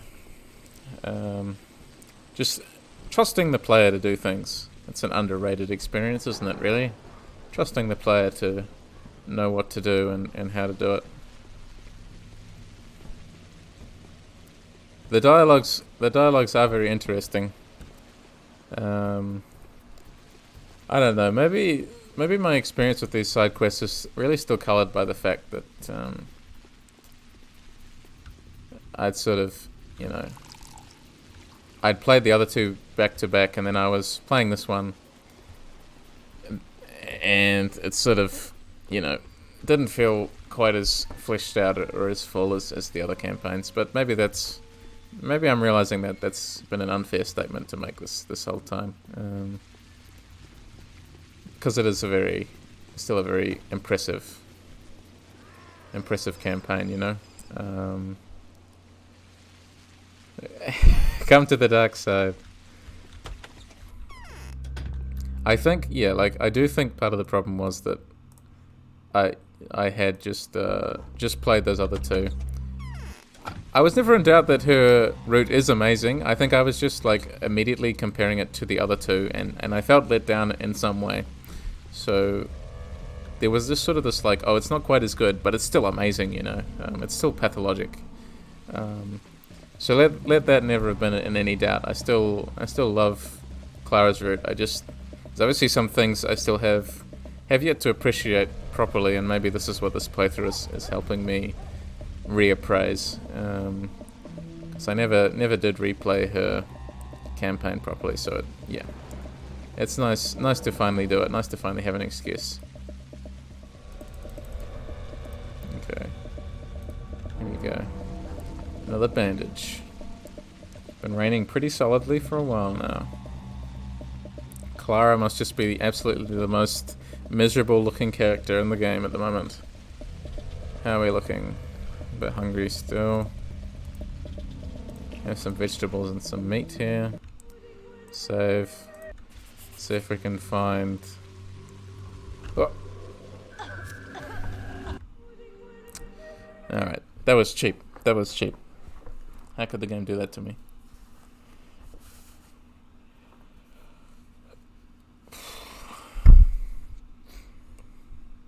It's gonna get me again, like immediately.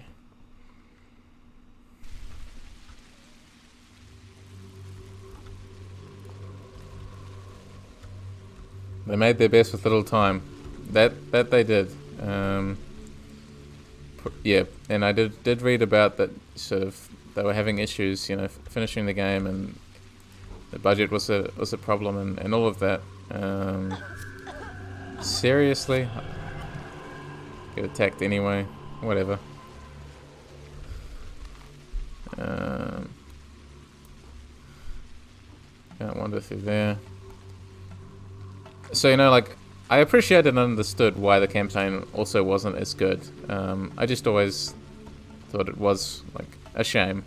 And I really just... all I want for Clara is, like, a fully fledged, like, legitimately fleshed out campaign that doesn't feel like it's been deprived or of any, like, development time or anything like that. Though I realize, you know, maybe that's a big ask, I don't know. Maybe we'll have to wait for Pathologic 3, where she becomes the first, you know, protagonist of the game instead of Bachelor or Artemy like in the other ones. I don't know. I don't know what we have to wait for. I'm hopeful that Clara gets her actual moment in the sun, you know? But I realize, you know, maybe that's too hopeful, I'm not sure. Lemon.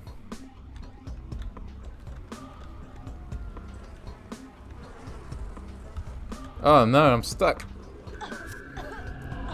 Ah, it's not going very well for me at all. Where is she?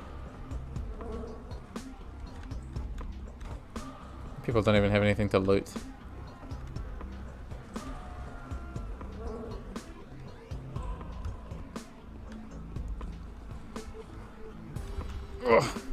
Or of these dodging skills.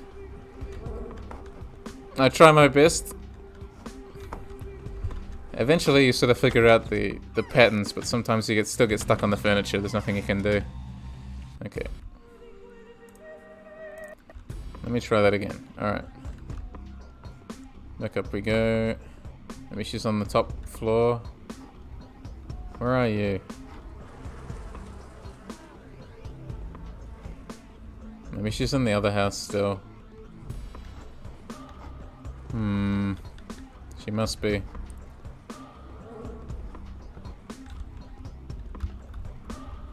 Across the table. No. That's right. I'll reload this one down here. Just, you know, just wish the Pathologic characters were like supreme athletes. Like, that's all I'm asking for. Just like a dodge roll, you know. That's really what I want from Pathologic. It's just, where's my dodge roll, you know?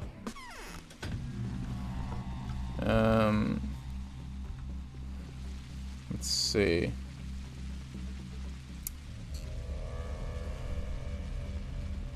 Is there a door on this other side? Pathologic Parkour, the sequel to Pathologic Kart Racing. I'm very, you know, I'm excited. That's what I'm waiting for. Okay. Maybe she's up here.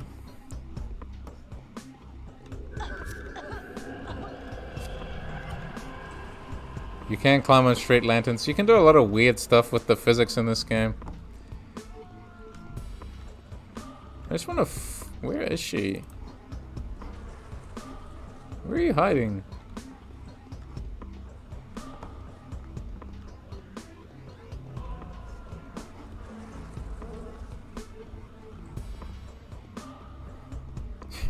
Joke's on me, I've got completely the wrong address. She's like halfway across town or something.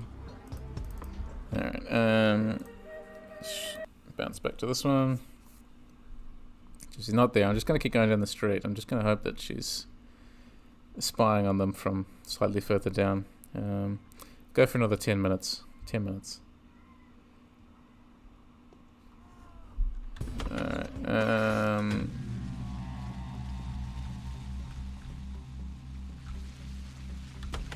this one?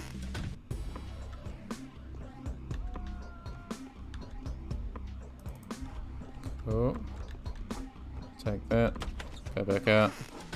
Go back in. I don't think we have to look for the albino first in these quests. Okay, that's worth it. That's worth it. Certainly the previous one I didn't have to. But maybe I missed something. Where are you? I'm so infected because of you. Got such a runny nose. It's just so rude.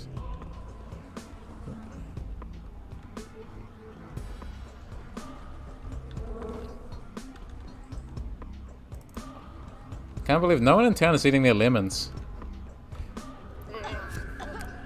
And I really thought I dodged that one.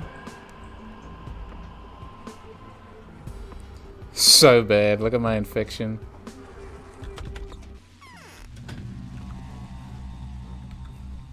How many do I have now? I have 24 lemons. 24 lemons.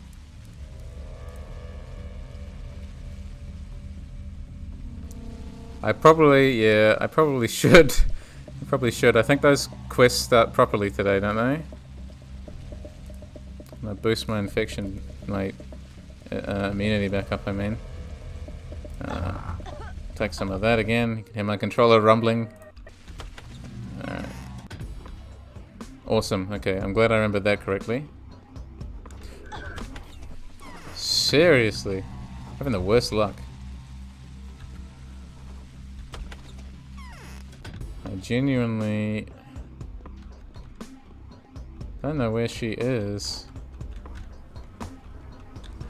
Someone's probably gonna like point out, oh no, why are you looking for her there? Are you insane? She's clearly somewhere completely different. In the house which looks at the arena, yeah. I swear I swept through this house, but why? Why are you looking for? Are you insane? Maybe. Like I can't get into that that one there. Can I? Is there an entrance I've missed? No. Like this is the arena. Suwok's arena, if I remember correctly. There is an entrance to this house? Why can I not see it? I think maybe I am going crazy. That's what Pathologic does to you. Can't even find a door on the side of a house. Or do I need to like breach through one of these ones? Because it's like they're connected. But I don't think I can I? Like there's nothing that, like, these houses don't look like they do. Don't look like they should on the outside. They just have the stairway. I'm sure it was not meant to be this hard. I'm just obviously not having my best day today.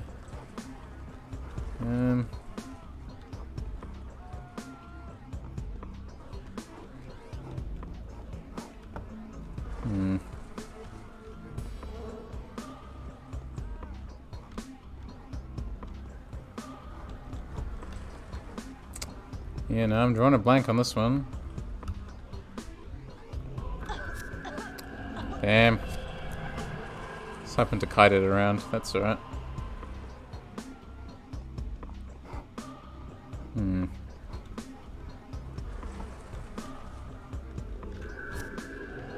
I like how it has to climb the stairs every time. You can't just, you know.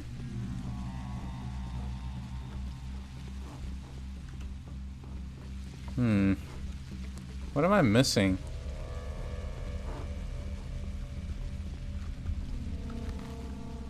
This house?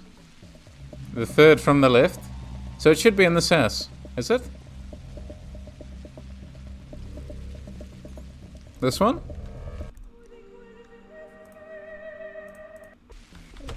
It's legitimately this house. We are blind. Are you serious? You heard me like running through the house calling your name. You need to leave at once. This whole place is infected. You know as well as I do, the infection won't do anything to me. Can't go anywhere now. I'm hated by those who used to love me. They torture me, they burn me and hurl stones at me. I have to hide. Why is it that any place you visit becomes infected? Oh, how is that my fault? I come here because I need a place to hide from those. She was just invisible the whole time. That's what I'm going to tell myself to feel better. I come here because I need a place to hide from those who are out there hunting me. They've got fire and steel. Their henchmen are ferocious. What do I have to stave them off with? Only this.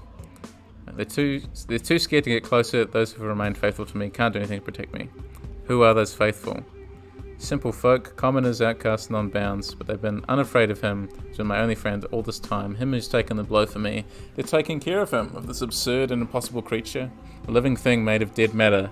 Didn't turn him into a scapegoat for all their sins and murders. I know who you're talking about. It's that albino, the creature from the steppe. I'm missing you so much. Okay.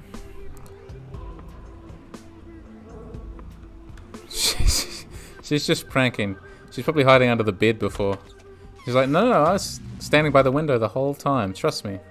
Okay. So I started off in another crap position. I've still got some money. Yeah, it's alright. For next time. Or I could always reload the save now that I actually know where she is. But I should probably finish up here.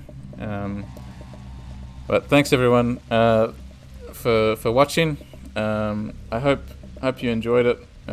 Me running around getting infected every 5 seconds there at the end. Good times. Making good progress.